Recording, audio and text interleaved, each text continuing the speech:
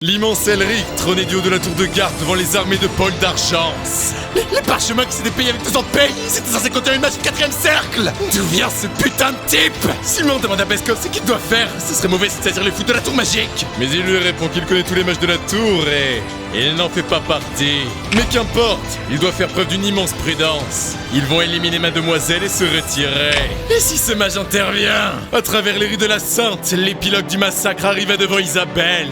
Ils le tueront s'il intervient. Isabelle n'a plus qu'une force dans ses jambes. Mais voilà qu'Elric revint à elle et lui prit la main. Lui qui baigne dans une aura digne des Melvinger.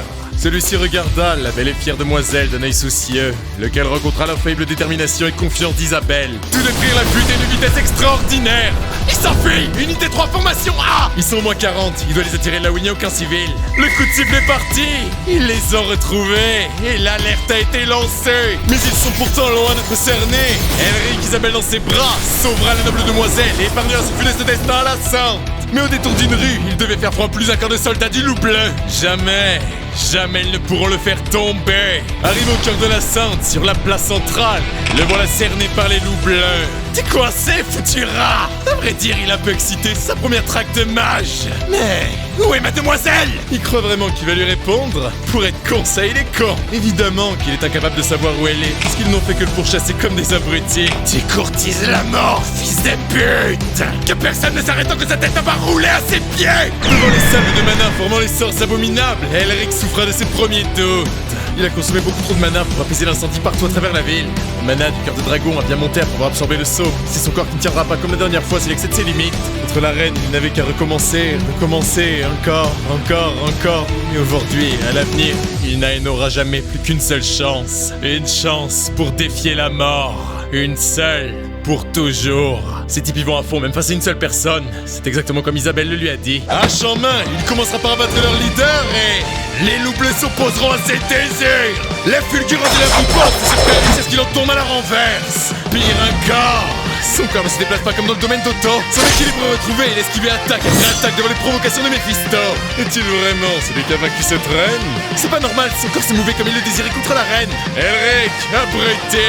La frappe de plein fouet ravageant le béton devant sa colossale puissance. Les yeux perçants du soldat, à l'instar de ses collègues dont l'âme n'est que cendre, contrasté avec la terreur d'Elric qui perdit presque son unique chance au miracle. Croyait-il que la réalité serait aussi clémente que l'univers du sage de l'hiver? Allez tous vous faire foutre! Vous m'êtes tous inférieurs! Quel abruti de mage! Il n'a pas la moindre chance au corps à corps contre eux! Les cordéliers les plus impitoyables du continent! La rage d'Elric défie le crépuscule! Brise-glace! C'est tout ce que t'as! L'augure de l'aube s'éloignait au fil que ce combat se poursuivait. La formidable frappe de Simon s'écrasa au sol. Il continue de le divertir, c'est pas assez, ce n'est jamais assez! Bien qu'elle réussit comme il peut l'infernale succession d'attaque, il ne faisait qu'exalter l'ego de Simon malgré son désir acharné de victoire. Le clash des deux titans fit baigner la scène dans une lumière infernale. Traînant l'épée au sol, les sinistres grincements rauques de l'acier se firent forts, et plus fort encore. L'on n'y gagnait jamais à fuir. C'est malheureux, mais il n'arrivera jamais assez haut pour que son regard puisse défier le leur. Cher mage, c'est terminé. Tout est terminé. Le feu d'artifice écarlate fit baigner la scène dans sa fatale lueur étouffée. Et pourtant... C'est quoi ça? Qui a tiré cette merde encore? Le mana d'Elric rayonnant ses mêmes teintes, de quoi raviver la flamme de la victoire. C'était là tout ce dont il était capable. Apparu au centre de la place, un immense cercle magique. Il en suffit des tours de passe-passe. Mais rien n'est illusion. Tout l'enfer Elric Melvinger peindra son empreinte sur le cauchemar de la Sainte. Tuez-le ou qu'il déclenche son sort. Simon peut jurer sur son honneur qu'il crèvera cet enfoiré. Me tuer? Vous? Isabelle, Rick, il nous faut fuir. Fuir pour vaincre. Il s'enfuit! Unité 3 en formation A! Comment combattent-ils? En faisant des attaques combinées pour tuer l'ennemi, qu'importe le nombre. Les Loups Bleus sont exactement comme leur nom le laisse entendre, une meute qui attaque en groupe sans une once de pitié. Dans ce cas, il va les emmener sur la place centrale, les anéantir tous ensemble. Ce serait bien qu'il leur tende une sorte de piège. Un piège? Rick? Isabelle? Il est désolé, pourrait-il lui demander une faveur? L'ardente flèche enflammée jaillit des repères nord de la Sainte jusqu'à explosion! La chaude candeur des flammes perturbait ainsi le pesant silence macabre, annonciateur des funérailles d'Elric. Il va annihiler les forces des Loups Bleus, seul Subtension givrée! L'ensemble des assaillants d'Isabelle et Elric devinrent éternels prisonniers de ses glaces! Les cercles magiques n'ont pas d'égal pour ce qui est de la convection de mana! Ah, impossible! À quel point peut-il être con pour ne pas avoir remarqué qu'il traçait un cercle autour de la place dans sa fuite? Raquel, ne t'approche pas! Il peut le croire quant à ces quelques mots. Jamais il ne lui permettra de partir bellement. S'abattit soudainement une bourrasque d'acier aux éclats de terreur. Il lui reconnaîtra un certain don pour la magie, mais son étincelle de chance vient de s'éteindre. Formation B! Il leur interdit de laisser vivre cet homme. Il nous a leurrés dans un combat au corps à corps pour nous faire baisser notre garde et nous anéantir d'un cercle magique. C'est un prodige que personne de sain n'aurait pu croire pouvoir mener à fruition. Il sourit. Il savait que nous avions nos yeux sur lui. Non, il ne pouvait sentir notre présence. S'il savait, il n'aurait utilisé le cercle en sachant que nous sommes encore si nombreux. Il épargnera sa vie s'il lui révèle où est mademoiselle. Ah bien, la seule chose qu'il aura à redire serait qu'il n'a jamais eu l'intention de laisser l'un de survivre. Les salves de Mana d'Elric transcendaient les pires crânes de Simon. Il n'aurait jamais dû faire ça. Et il n'y aura jamais de pitié ou de clémence pour des chevaliers ayant trahi leur honneur. Simon suit bien position et s'élança sur le marche, tranchant et moussé. Elric esquiva l'assaut du commandant, bien qu'il ne comprenait pas pourquoi la malédiction de Rue qu'il a lancée n'a pas d'effet. Loin d'abdiquer, l'épée s'est reprise en mouvement alors contestée par Elric. Vent d'expulsion! Mais Simon trancha le discours de l'âme d'Elric. Les résistances impétueuses sont aussi drastiquement affaiblies. Est-ce à cause de cette cruauté? Magie de glace est affadie. Est-ce que ça veut dire qu'il va devoir obtenir chacun des sauts de chacun des attributs? Ainsi soit-il. Mais est-ce pour autant simple d'utiliser le saut de cruauté? Non, c'est absurdement complexe. Bien au contraire, des montagnes de glace baignant dans les émanations de l'attribut éponyme, matérialisé de telle sorte de vivre au cœur d'une ville parfaitement neutre de son énergie, relève du miracle. Sa consommation de mana atteint ce paroxysme. Pourtant, les sorts d'Elric étaient prudemment parés par les loups bleus. Mais leur force apparente dissimule le véritable cauchemar qu'elle représente pour les épéistes. Ce n'est pas comme si c'était impossible non plus. Fulgurance infernale! Le sort d'Elric produit une faible tempête sur le corps militaire damné. Messieurs, parez son attaque! Mais les salves de givre continuent de dévorer l'acier, encore et encore. Pourtant, loin est Simon de laisser choir sa confiance. Le déchaînement des 2 mètres transcende de loin toute douleur. Aussi intense que soit la rage de triompher, l'outrecuidance a ses propres compétences. Cet ensemble octroiera à l'histoire une nouvelle page de gloire. Il n'a plus de temps à perdre avec lui. Loup bleu, notre heure!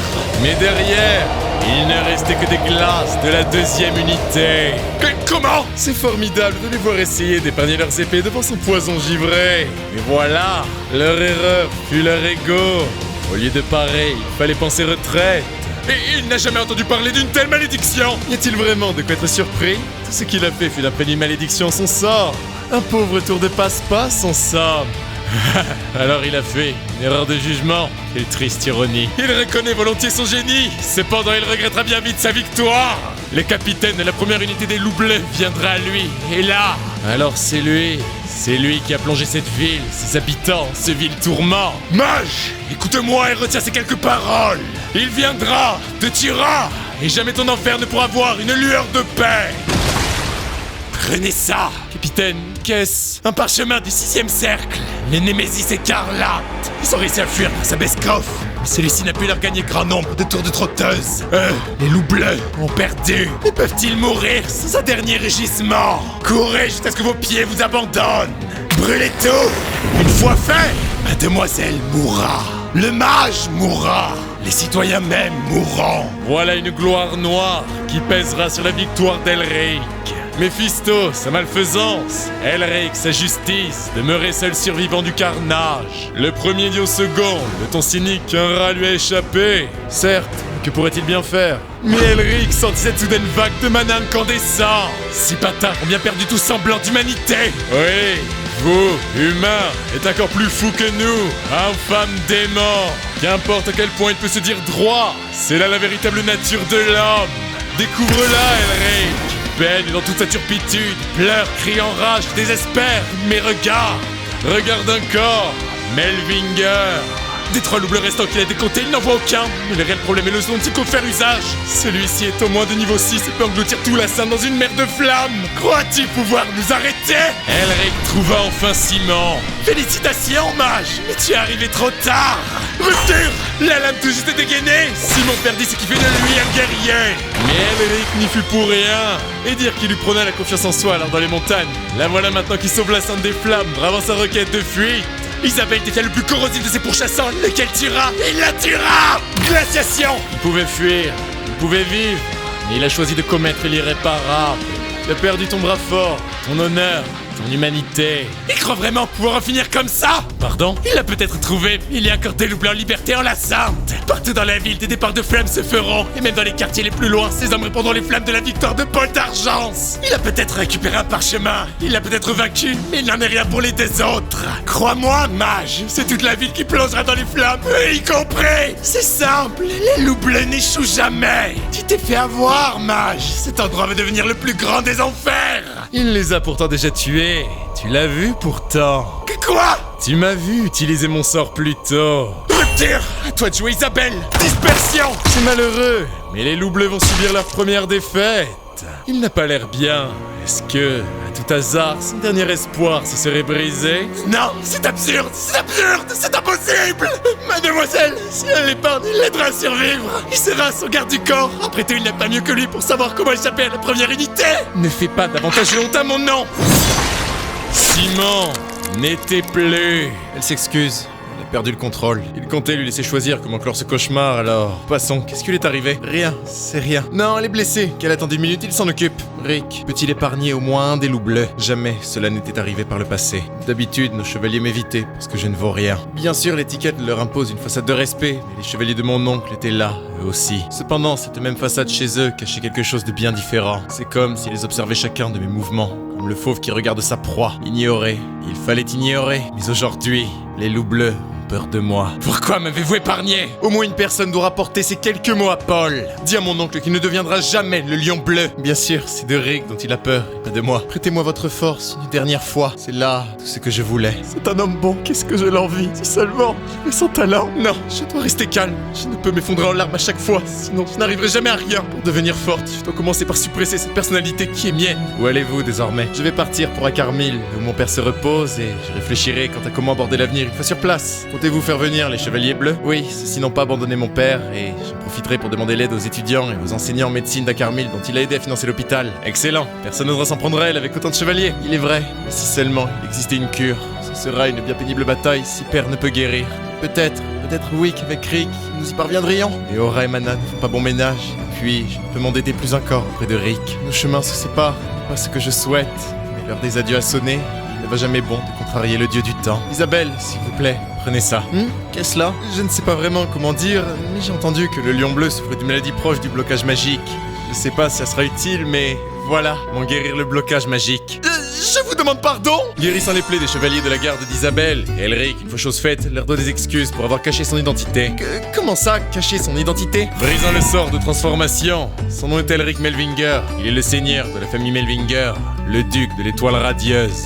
Le duc de l'étoile radieuse est le titre de noblesse qui fut décerné à Hudson Melvinger, le magicien des étoiles, après sa victoire dans la grande guerre contre les démons. Ce titre, unique, symbolise sa radiance. Au milieu du sang et de la chair, Hudson apporte avec lui la lumière, de l'espoir. Bien que le titre ne soit accompagné d'aucun pouvoir, il reste symbole d'une gloire inégalée et d'un prestige sans pareil. Voilà ce qu'est le titre du duc de l'étoile radieuse. Et il est celui qui est censé être dans le coma à l'hôpital magique impérial? Pourtant, de ce qu'elle a entendu, cet homme est... Il a ses raisons, lesquelles il ne peut lui révéler. Mais s'il est bien vrai qu'il a eu souffert du blocage magique il y a peu encore. Mais ça veut dire que... Ce qu'elle tient est un traité médical qu'il a formulé en étudiant son propre corps. Puisque la maladie dont souffre son père est similaire à ce que lui a vécu, il y a des chances que ça lui soit d'un peu d'aide. N'a-t-elle pas dit vouloir prendre sa revanche sur tout ce qui la tourmente? Ne serait-ce pas malheureux que le lion bleu lui-même soit absent de ses radieuses représailles? Une larme coula sur la joue d'Isabelle. Comment pourra-t-elle jamais lui rendre l'appareil? Elle n'en a pas besoin, il profitera bien assez de ce que son avenir à elle lui réserve. Prenez soin de vous, Isabelle. L'aube sera gaie, soyez-en sûrs. Puisqu'il en est ainsi, et pour lui rendre ne serait-ce qu'un peu de tout ce qu'il a fait pour elle, elle aimerait être celle qu'il est cette fois. Sire Elric, voudriez-vous que je fasse de vous un héros? Faites place, il faut aider les victimes! On a besoin de mains en bon état ici! Mais est-ce bon pour lui de révéler son identité ainsi? Ce Paul essaiera de le retrouver par tous les moyens, de tuer nombre de ses loups bleus, et il ne faut aucun doute qu'il est de ces hommes à refuser la défaite. Qui plus est, puisque sa magie est unique en son genre, son masque se serait brisé même s'il reste indéfiniment sous couverture. Et puis il comptait le faire voler une fois devant l'élection à venir de l'académie. Alors il compte faire une entrée en grande pompe. C'était l'idée de base. Puisqu'il a désormais l'inflexible appui du lion bleu, de sa fille, l'élection sera le théâtre de la renaissance du prestige Melvinger. Il fait donc d'une pierre deux coups. Il ne le croyait talentueux qu'en magie, mais il voit chez lui un certain goût pour la stratégie. Eh bien, il n'est pas habituel à entendre parler de lui ainsi. Une femme, son enfant endormi dans ses bras, demande à leur sauveur s'il ne pourrait pas rester un peu plus longtemps en leur cité. Malheureusement, les affaires ne m'appellent pas, elles me crient dessus. Mais il les laisse entre de bonnes mains, leur quotidien reviendra plus vite qu'ils ne voudraient tous y croire. Merci, s'il n'avait pas été là, Alban aurait pu dormir dans la candeur du soleil. Merci pour tout, monsieur Melvinger. Il sait comment exprimer sa gratitude, alors pourquoi aborde-t-il un air aussi sinistre depuis quelques jours? Il lui a dit qu'il ne faisait que remplir son devoir. Lui, Adrian, fier chevalier de Paul d'Argence, n'oubliera jamais ce qu'il a fait. Il lui a dit qu'il n'avait pas besoin d'en faire autant. Pas étonnant, ce type est un vrai incapable. La ferme, Méphisto. Que compte-t-il faire désormais? Eh bien, même si tout cela est le fait de la malveillance de Paul d'Argence, la faute en incombe tout de même en leur nom, et surtout en celui de leur chevalier. En tant ainsi que chevalier de cette noble famille, il aidera ceux qui ont souffert des agissements des loups bleus et de Paul d'Argence jusqu'à ce que celui-ci ne soit plus comme le mal qu'il a causé. Sa décision est prise, il ira jusqu'au bout. Il commencera ainsi par aller à Carmille avec mademoiselle. Alors leur but va être de s'investir de la responsabilité de répondre aux conséquences des actes de ce Paul d'Argence, tout en faisant comprendre directement que lui seul en est responsable. Cette Isabelle est bien plus sournoise qu'il ne l'eût imaginé. La responsabilité, hein? Oui, c'est la responsabilité d'un noble. Les habitants de la Sainte acclamaient Elric, leur héros, et le remerciaient encore et encore. Plus tard, ils voudraient être un mage comme lui. Merci pour votre bonté. Responsabilité, ce n'est qu'une justification. Méphisto, ne serait-il pas l'air d'aller retrouver l'ancien? Alors il en est ainsi. La famille Nerester a beau être un poison, il lui a donné l'ordre de récupérer les droits d'excavation, alors que fait-il depuis tout ce temps? Et il est désolé. Jeune Nerester, il lui fait regretter chaque instant d'avoir été son mentor. Rivern, trouve un moyen de pénétrer au cœur de ce maudit hôpital. Utilise la presse, sous-doit les gardes, trouve un putain de moyen. Bonté divine. Plus que 3 jours avant l'élection, il est condamné s'il n'obtient pas les droits d'ici là. Au centre de la difficulté se trouve l'opportunité. Pourrait-il répéter ce qu'il lui a dit? Alors nous y venons. Parle. Avez-vous finalement décidé de coopérer avec nous? Fera-t-il vraiment de lui le prochain directeur? Et surtout, comment compte-t-il lui récupérer les droits d'excavation? L'Azulé. Tous les préparatifs sont terminés depuis un certain temps. Il n'attend que son aval quant à leur coopération. Et d'où lui vient sa confiance quant à réussir quelque chose que lui-même a échoué malgré les moyens titanesques mis en place? Barax. Puisqu'il peine à avoir confiance en eux, il semble qu'il n'y ait pas de raison à ce qu'il poursuive cette discussion. Après tout, ce n'est pas comme s'il est le seul candidat à la présidence de l'Académie. Non, il le croit, ce n'est là que curiosité. Lazuli, que veux-tu en retour? Qu'il les soutienne? Qu'il soutienne Siesta. N'est-ce pas là bien simple face à ce que lui désire, monsieur le directeur? Est-ce là tout? C'est bien assez. Le fleuron d'un nouveau monde naîtra de leurs mains. Oh, as-tu eu vent de ce qui se dit? Une rumeur? Ouais, tu connais la cité de la Sainte. Il entend dire que la famille du Lion Bleu a commis un massacre là-bas. Des affaires de succession, j'imagine. C'est pas une surprise non plus. Ils n'ont jamais l'esprit long de la violence, eux. Et puis ils ne sont pas connus pour leur pitié envers les plus défavorisés. Peut-être, mais le nombre de victimes serait énorme. Pire encore, les 2 tiers de la ville auraient entièrement brûlé. Tu déconnes? Attends, c'est là que ça devient intéressant. Paraît qu'un mage serait apparu de nulle part et aurait annihilé ces bâtards. T'y crois vraiment? Il y aurait qu'un mage de la tour pour réussir un tel exploit. Si ça avait été l'un d'eux, il aurait été revendiqué, une requête aurait été ouverte, enfin il y aurait plus de bruit, non? Justement, c'est rien d'autre que ce serait un type des plus charmants, venu un héros, parti en légende. Il en faudrait plus des types comme ça. Mais enfin, si tout ça est vrai, ça fera d'ici peu la couverture des journaux, et on saura qui est le soi-disant héros de la Sainte. Il n'en fait qu'entendre des éloges à son égard depuis qu'ils sont de retour à Varastalis. Et dire qu'il avait demandé à Isabelle de pas trop en faire, elle en a fait qu'à sa tête. Voudriez-vous que je fasse de vous un héros? Il n'y a rien de mieux que le conte des miracles d'un héros pour se mettre l'opinion publique dans la poche. Et elle est sûre que ça lui sera d'une grande aide quand il se révélera enfin au monde. Elle saura ancrer sa place tout en emmerdant son oncle Paul d'Argence. Lui être d'une grande aide. Et c'est vraiment censé l'aider, ça? D'après qu'il a même sauvé la fleur sans pétale. La fille du lion bleu? Ouais, celle qui aurait dû devenir princesse. Mais c'est trouvé son prince. J'ai entendu dire qu'il sera Varastalis. C'est une rumeur à la con. Non, si je te le dis. Les gars, d'après qu'il sera noble déchu, va t'en savoir. On est peut-être devant l'avènement de quelque chose de grand. Je vous le dis, la tour magique va trembler. C'est le début de l'union des mages et des pays. Imagine, tu secours une myriade d'innocents. Tu sauves une belle demoiselle en détresse si tu amorces une nouvelle page de l'humanité. C'est clair, leur union va être sacrée. Ils sont en train de faire une romance de toute cette affaire. Cela dit, elle sait s'y prendre pour faire des vagues. C'est une vraie lame de fond. Elle voulait lui préparer son entrée en scène. C'est réussi. Bon, sur ce, je vais manger ailleurs. Que le carnage de la Sainte prenne l'aspect d'une romance plutôt que d'un conte héroïque ne change rien. Dans les deux cas, son nom éclatera de toute sa grandeur nouvelle. Ça aurait presque été pratique d'avoir le talent qui est sien pour faire revivre les Melvinger. J'espère qu'elle est arrivée sans encombre à Carmille. On y va, mes filles. C'est infâme de rester au milieu de tout ça. Il est là. Elle a découvert la frappe qui fait trembler les lieux par sa force. Qu'est-ce qui se passe? Il y a une baston? Paul d'Argence m'a déjà retrouvé. Que tout le monde recule. Retombant enfin la poussière devant la singulière frappe, laquelle manqua devant la mince esquive d'Elric. Ce mana, il ose esquiver. Ça faisait un moment, Et il pousserait pas la vanne un peu loin? A-t-il seulement la moindre idée de l'enfer qu'il a traversé par sa faute? S'il avait une âme, il serait revenu résolu à se prendre au moins une droite. Ne croit-il pas? Putain d'ingrat, de traître, d'ami. Mais qui voilà donc? Son vieux formidable merveilleux ami Sean. Espèce d'enfoiré. T'imagines pas tout le merdier que ça a été de devoir s'occuper de tout ce bourbier? Mais enfin, il aurait dû s'y attendre puisqu'on parle d'Elric Melvinger. Bah, dis pas ça. Il lui offrira bien une bière depuis le temps. Le voilà en train de gratter alors que monsieur est millionnaire. C'est la dernière fois, vieux démon. Une bière et un thé glacé. Non, mais il rigole. C'est bon, t'inquiète pas. Comment ça se passe cette relation avec la fille du lion bleu? Ils sont pas ensemble. Eh oui, à d'autres. Cet enfoiré a dû sentir son mana. Il a couru pour le retrouver, mais ne lui pose pas la moindre question. Comme un ami prêt à écouter quelques récits. Merci, Sean. Pourquoi il tire une telle tronche? Il en perd l'appétit s'il continue. Mephisto est bien d'accord, ça ne lui va pas du tout. Autant manger avant que tout ne refroidisse. Attends, comment ça en perdre l'appétit? N'a-t-il pas entendu les rumeurs complimentant son beau faciès? Il n'a toujours pas pu lui coller la droite qu'il lui doit. Ce serait dommage de la précipiter, non? Bon, mettons ça de côté. La scène est en train d'être préparée comme il lui a demandé à travers ses lettres. Mais est-ce que ça ira? Elric, que fera-t-il si c'est lui qui se retrouve à tout perdre? Pas d'inquiétude, il n'y a que deux choses qui lui importent à l'heure qu'il est. Envoyer Barax droit en enfer et faire sauter la roue du nom des Melvinger en grande pompe. Compris, continue comme prévu. D'ailleurs, car le vil enfer à cause de tout ce bordel. Merde! La foutue sorcière a dû avoir eu vent des rumeurs! Sorcière? Tu parles de Tasha? Oui, si cette fanatique de dragon devient barge après avoir entendu les rumeurs, leur plan risque d'éclater en plein vol. Madame! Comment ça? Les droits d'excavation sont tombés entre les mains de l'Académie? Oui, sous pression du candidat à la présidence, Barack Sander, du conseil de magie élémentaire. Comment il a pu laisser cela se faire? Qu'elles se tiennent prêtes, elles vont payer visite à l'hôpital impérial. Anabi, il n'y avait bien que des injures sur ce pourri de Barack, il n'y a pas 24 heures, non? C'est cela, madame, mais l'opinion de la presse a changé du tout au tout. Tous font les mêmes gros titres. La famille Nerester abandonne la course pour les droits au profit de l'Académie Hudson, créditant le candidat Barax pour cet exploit, en plus de faire écho de pression à venir du reste de l'Hexagone. Même si les 5 autres familles de l'Hexagone leur tombent dessus, Perne accepterait une telle décision. Qu'en est-il de Sean? Le jeune maître n'a pas donné signe de vie depuis lors. Pardon? Il n'a eu de cesse de vouloir défendre son ami. Tout pour Elric. Maintenant il joue la carte du silence. Il perd la bataille des droits et ferait profil bas. Anabi, changement de destination. Pardon? Tu n'as toujours pas compris? Les droits d'excavation du nid ne sont ni les leurs, ni ceux de l'Académie. Comment ose-t-il la duper? Devrait-elle aller voir ces astucieux enfoirés? Le président directeur de l'Académie Hudson. Cela paraît initialement comme une simple position. L'individu qui supervise plusieurs corps forme un bâtiment scolaire. Pourtant, dans le cas de l'Académie Hudson, il s'agit d'un poste hautement symbolique, aussi prestigieux qu'il octroie de pouvoir. Le statut qui vient avec égale celui d'un marquis, avec comme différence qu'il ne permet pas seulement une influence politique, mais pèse aussi sur la sphère académique à l'échelle du continent entier. En d'autres termes, le directeur de l'Académie Hudson s'assoit à la même table que les maîtres de la tour magique, l'hexagramme, les chevaliers magiques impériaux et tout rang à prestige égal, le mage des étoiles. C'est de ce prisme que cette position peut en rayonner. Le président directeur devient l'héritier spirituel d'Hudson Melvinger. Et c'est aujourd'hui qu'a lieu l'élection à la présidence. Il remercie tout le monde d'être venu assister à la cérémonie qui décidera de l'avenir de leur prestigieuse académie. Comme ils le savent, la découverte du nid de dragon de Gemme est un événement que l'histoire ne reverra peut-être jamais. Et lui, Barack Anders, principal en régence, en a été l'instigateur. S'ils choisissent de voter pour sa personne, il compte orienter le monde académique vers la recherche pour pouvoir enfin éclairer autant de questions qu'il y a de mystères. Il s'y voit déjà, le vieux. Elric, vas-tu vraiment réussir à le faire tomber seul? Tu sais, Elric, la cote de popularité du vieux Barack, c'est un niveau jamais vu.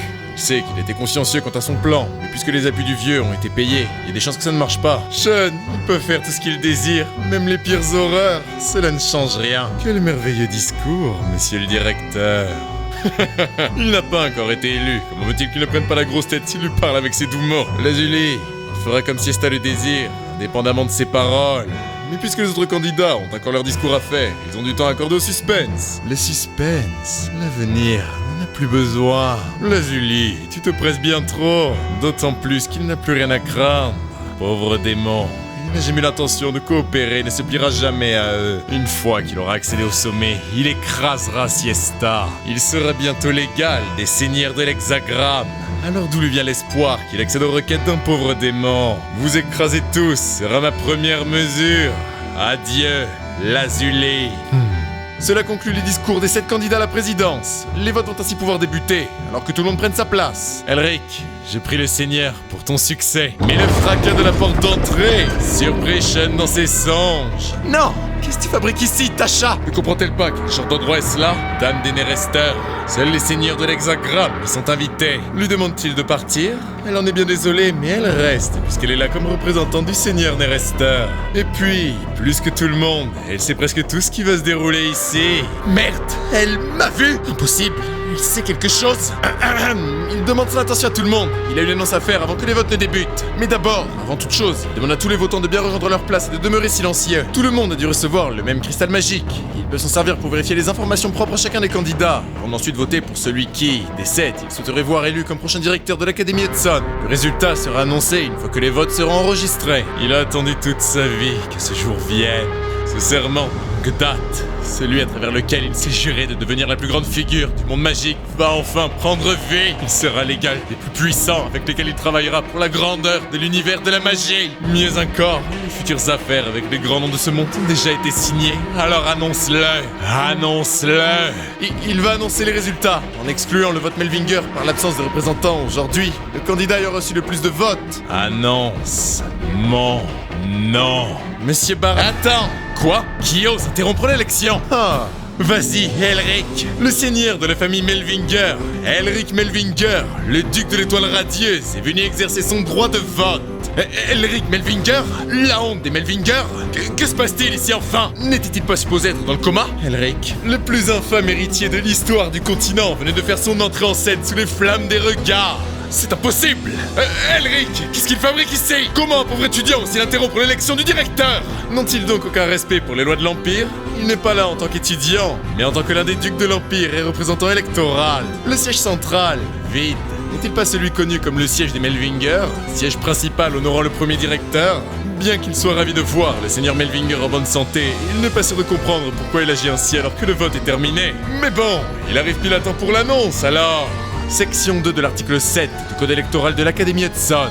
Je cite, lorsque soupçon il y a vis-à-vis de la légitimité de la campagne jusqu'à la fin des votes d'un candidat est levé, l'exposé des faits doit être fait avant que les grands électeurs ne se décident par un vote fermé à la majorité. Ainsi, moi, duc de l'étoile radieuse Elric Melvinger, déclare que la candidature de Monsieur Barack Sander pour la présidence doit être invalidée. J'en invoque la suspicion de documents officiels forgés, ainsi que la tentative de meurtre sur ma personne, le duc de l'étoile radieuse, Elric Melvinger. Il semble qu'il ne réalise pas lui-même la gravité des accusations qu'il lance à son égard. Peut-il seulement prouver qu'il est l'homme qu'il dépeint? A-t-il la moindre preuve? Mais puisque les lois en sont ainsi et qu'il est un grand électeur, nous suivrons la procédure. Il en fait appel à la sagesse des autres grands électeurs. Vont-ils laisser des accusations infondées ruiner les efforts d'une vie dédiée à l'Empire et à la magie? Elric Melvinger, en voilà une mauvaise surprise. Malheureusement, il semble avoir plus d'un tour de passe-passe dans sa manche. Cependant, le résultat ne changera pas, qu'importe ce qu'il complote. Elric lui montrera la nature de la politique. Mais comment peut-il oser essayer de le faire tomber lui, qui a tout fait pour l'Académie? C'est bien malheureux, monsieur le duc, mais il semble que personne ne soit prêt à vous écouter. Alors que comptez-vous faire désormais? Pourquoi est-il aussi pressé? Il n'est jamais trop tard, pas tant qu'il n'a pas terminé. Eh bien s'il insiste, ils l'écouteront. Ils n'ont rien à y perdre, simplement un peu de temps. L'on ne peut plus faire autrement. Ils ont fait fausse route sur le nid. Débarrassez-vous à tout prix d'Elric Melvinger et ramenez son pendentif en guise de preuve.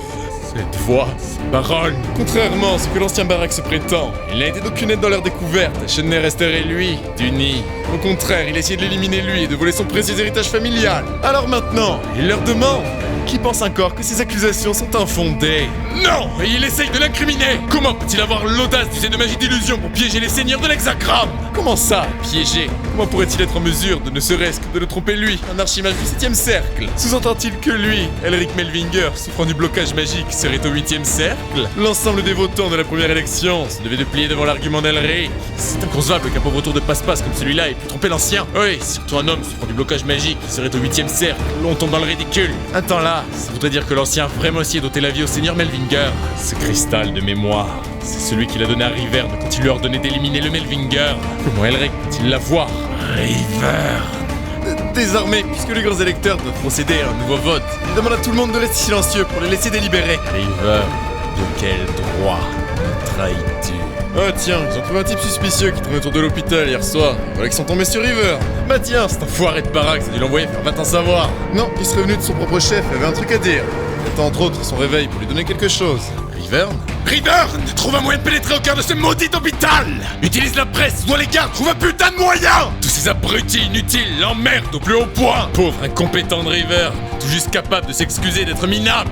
Dès le début, il se méfiait de Barax. Bien sûr, il avait plus qu'assez de preuves pour faire tomber Barax, mais ça simplifie immensément les choses. Mais pourquoi a-t-il gardé juste cette conversation? Non, Shan a dû voir juste, ça devait être une sorte de garantie pour être sûr que Barax ne le trahisse jamais.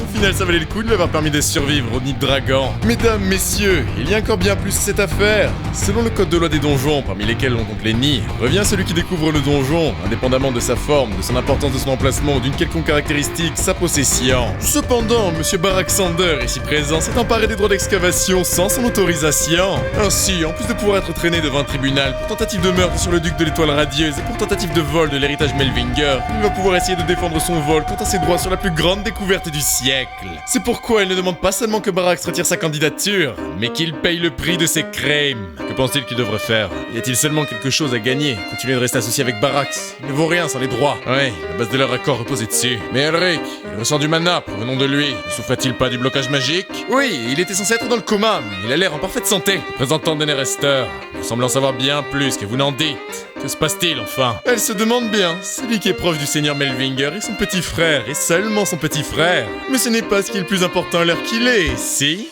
Barax leur assure que ce cristal de mémoire a été altéré. Il peut affirmer qu'après analyse sera cette vérité, la vérité qui éclatera aux yeux de tous. Bordel, ce rythme à la présidence va lui échapper. Sa tête va tomber. Il a besoin de l'aide de Siesta. Lazuli? Pourquoi est-il aux côtés de Shan? Non, cet enfoiré. Le majordome de Shan. D'ailleurs, car le vit d'enfer à cause de tout ce bordel. Enfin, pour se soulager, il se joue du vieux Barax. T'imagines pas ce qu'il lui a fait croire. Il serait installé au pouvoir grâce à une organisation de démons. Siesta. Attends, mais c'est encore pire que ce qu'il lui a suggéré par courrier. Elric, tu as planifié ça depuis le début. Il est tombé. Moqué, humilié par cette souillure de Melvinger. Mesdames, messieurs, mes chers grands électeurs, il semble que tout soit plus limpide désormais. Allons donc délibérer, l'esprit léger. Qui voudra acheter la position de directeur désormais? Il se le demande bien. Je tenais à vous remercier d'avoir placé votre confiance en moi. Il n'en a pas les mots. Il n'en revient pas de ce qu'il vient de voir. Il a des tripes en acier ou il est juste complètement branque? Faut bien profiter des choses que la vie offre quand on peut les saisir, non? Passons, compte-t-il laisser vivre cet humain? Il a l'air de fuir la queue entre les jambes. Ah, les chauves? Ah, aurait-il malencontreusement reçu sa convection sonore? Il l'envoie désolé, mais ça ne lui était pas destiné. Bon, après tout, il est un mage du 7ème cercle, pas étonnant qu'il soit capable de l'entendre. Mais pourquoi ne dit-il rien? Il gâche la fête! À moins qu'il n'en soit pas capable. Quoique, peut-être qu'au final, c'est là le résumé de sa vie, capable de comprendre comment sont les choses, comment est le monde, mais incapable de faire quoi que ce soit en celui-ci. C'est toute sa vie qui est devenue un misérable échec. Hurlement de la foudre! Pauvre insolent! De quel droit se permet-il de parler de lui en ces termes? Mais Barax, qu'est-ce que cela veut dire? Fuyez, fuyez, il a perdu la raison! Elric! Meurs! Devant le sort, Elric ne connaissait la panique, mais en dépit de sa confiance, le sort toucha. Jamais Elric ne fut inquiété. Surcharge. Le sort du Melvinger contesta la rage de Barax. Le fracas du clash magique ne laissa que les silences d'incrédulité au cœur de l'amphithéâtre. Un sort de blizzard blanc du 5ème cercle qui a bloqué. Hurlement de mana! Face à la folie du candidat déchu, Elric s'élança, bravant le danger. Cette magie, c'est celle du héros de la Sainte. Il vient de braver un sort du 6ème cercle. Attends, le lanceur du sort, Elric, la honte des Melvinger. Mais comment quelqu'un atteint du blocage magique est-il capable d'utiliser la magie? Il pensait pour affronter ce yeux croulant d'égal à égal. Mais il imagine qu'un mage du 7ème cercle reste un mage du 7ème cercle. Pareil, cette attaque est un vrai cauchemar. Par contre, vous semblez avoir oublié où nous sommes, cher ancien. Le geyser de flammes de Tasha protégea Elric des foudres de Barax. Si un pauvre déchet comme lui continue d'agir comme un gosse à qui on a refusé une glace, il risque de prendre une tôle face à ses anciens étudiants. À vous de voir, monsieur l'ancien. C'est un phénix. C'est la sorcière de l'oiseau de feu. Voici la plus jeune mage à avoir atteint le 7ème cercle.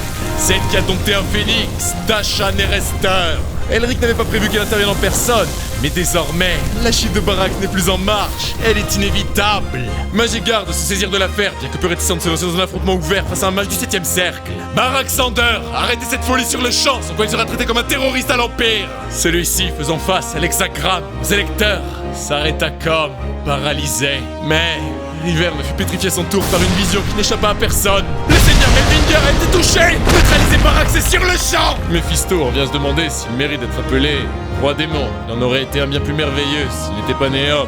Elric s'étant volontairement jeté dans les foudres de Barax à cet effet, gisait là, allongé au sol.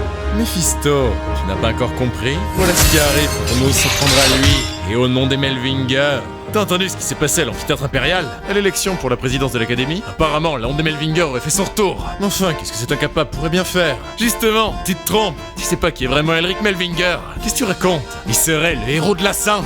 Pour de vrai? Pour de vrai! L'ancien et principal en régence de l'Académie Hudson, Barack Sander, a été immédiatement banni du monde académique, déchu de ses accomplissements et arrêté pour tentative de meurtre. Elric Melvinger, le petit-fils d'Hudson Melvinger, l'homme qui sauva l'humanité des démons, devint une énigme. Comment un homme a-t-il pu guérir du blocage magique? A-t-il découvert quelques secrets au cœur du nid de dragon? Immédiatement après l'affaire, surgit une lettre signée attestée comme sienne, confirmant le don des droits d'excavation à la famille Nerester. Enfin, la famille Melvinger a ressuscité de ses cendres dans une extravagance dont seule elle pouvait faire preuve. Le fier héros a surmonté humiliation, ridicule, et a bravé une vie qui devait être un enfer pour quiconque portant le nom des Melvinger sans pouvoir utiliser la magie. Mon cul, tu parles à ramasser de conneries. Pourquoi il doit lui lire cet torchant? Mais enfin, Chud, il est impatient de cet hôpital. Ça fait si mal là où Barax l'a touché. Elric, tu vas te la manger cette droite. Laissez passer la presse, ils doivent interviewer Elric. La famille Nerester n'a pas de droit sur l'hôpital impérial et le peuple a le droit de savoir. Tout n'est que foutaise, la famille Nerester protège un individu au cœur d'un complot, c'est de la triche électorale. T'entends mon brave? La presse a vraiment besoin d'en savoir plus sur le fameux escroc qui a fait tomber ce gentil Barax. Elric, il y a encore peu, il n'était rien d'autre qu'un magouilleur professionnel. Et là, il revient avec un conte digne d'un héros à son nom, en plus de faire tomber le véritable complot sur l'exploitation du nid de dragon. Où est-ce qu'il a pris tout ça, bon Dieu? Il pense qu'il a rien fait durant ces quelques derniers mois? À commencer par la Sainte, avec Isabelle, la demoiselle de la famille du Lion Bleu. Mais se rappelant de sa douce présence, Elric se figea dans un mutisme, les joues quelque peu rougies, avant de dire à Shen qu'il n'a pas besoin de savoir. Tu la veux, ta mandale? Bref, ça de côté, il n'a pas prévu de continuer à leur poser des problèmes, on est d'accord? Qui sait? Elric, il souhaite juste s'assurer qu'il se fera discret quelque temps. Il ne sait pas ce qu'il a à l'esprit, ce qu'il compte faire désormais, mais qu'il le réserve pour plus tard. Pour l'heure, son père souhaite partager un dîner avec lui. Le père de Shen, Guy Nerester, est l'un des grands sages du 9e cercle. À cette époque, on peut compter ces grands hommes sur le doigt d'une main. En cet effet, le seigneur Nerester est celui qui dirige la tour magique. À vrai dire, même son grand-père, Hudson, a voulu faire de Guy Nerester son disciple. Il est un génie parmi les génies, et l'endroit où il le rencontrera... Bordel de merde! T'es vraiment un sacrifice de pute, mon Shen! Est-ce qu'il y a encore? Il savait qu'il vivait confortablement. S'il avait su que c'était à ce point, il aurait profité de lui infiniment plus! T'es riche à engerber! C'est pas une maison, c'est un royaume! Elric venait d'arriver devant la demeure de Nerester, la vallée de la brume. Alors voilà ce que signifie être la famille la plus puissante de la tour magique. Un niveau de grandeur, de prestige, qu'il devra surpasser. Elric pénétra ainsi en la noble bâtisse. Ah oui, sa sœur arrive aussi. Pardon? Pourquoi il lui dit que maintenant? A-t-il seulement la moindre idée d'à quel point les esprits sont tendus à cause de lui récemment? Il aurait mieux fait de la contacter plus tôt. Mon cher petit frère que j'aime, Elric. J'ai entendu que tu es au domaine Nerester. Ne les ennuie pas en mon absence et prépare-toi si tu cours. Tu meurs? Et foutu, la ville aurait été infâme jusqu'au bout. Eh bien, y aurait-il un être primordial chez les Melvinger? C'est qu'il en faut pour le faire trembler. Lui, qui est pire que Satan. Elric, Ryze est un ange tant que tu restes civilisé. Aurais-tu oublié qu'elle s'est plutôt au travail pour que tu puisses aller à l'académie? Bien sûr qu'il lui est reconnaissant, infiniment reconnaissant même. S'il avait conscience de la réelle nature de sa sœur, il dirait pas quelque chose comme ça. Oh arrête, la tienne est bien mieux que la mienne.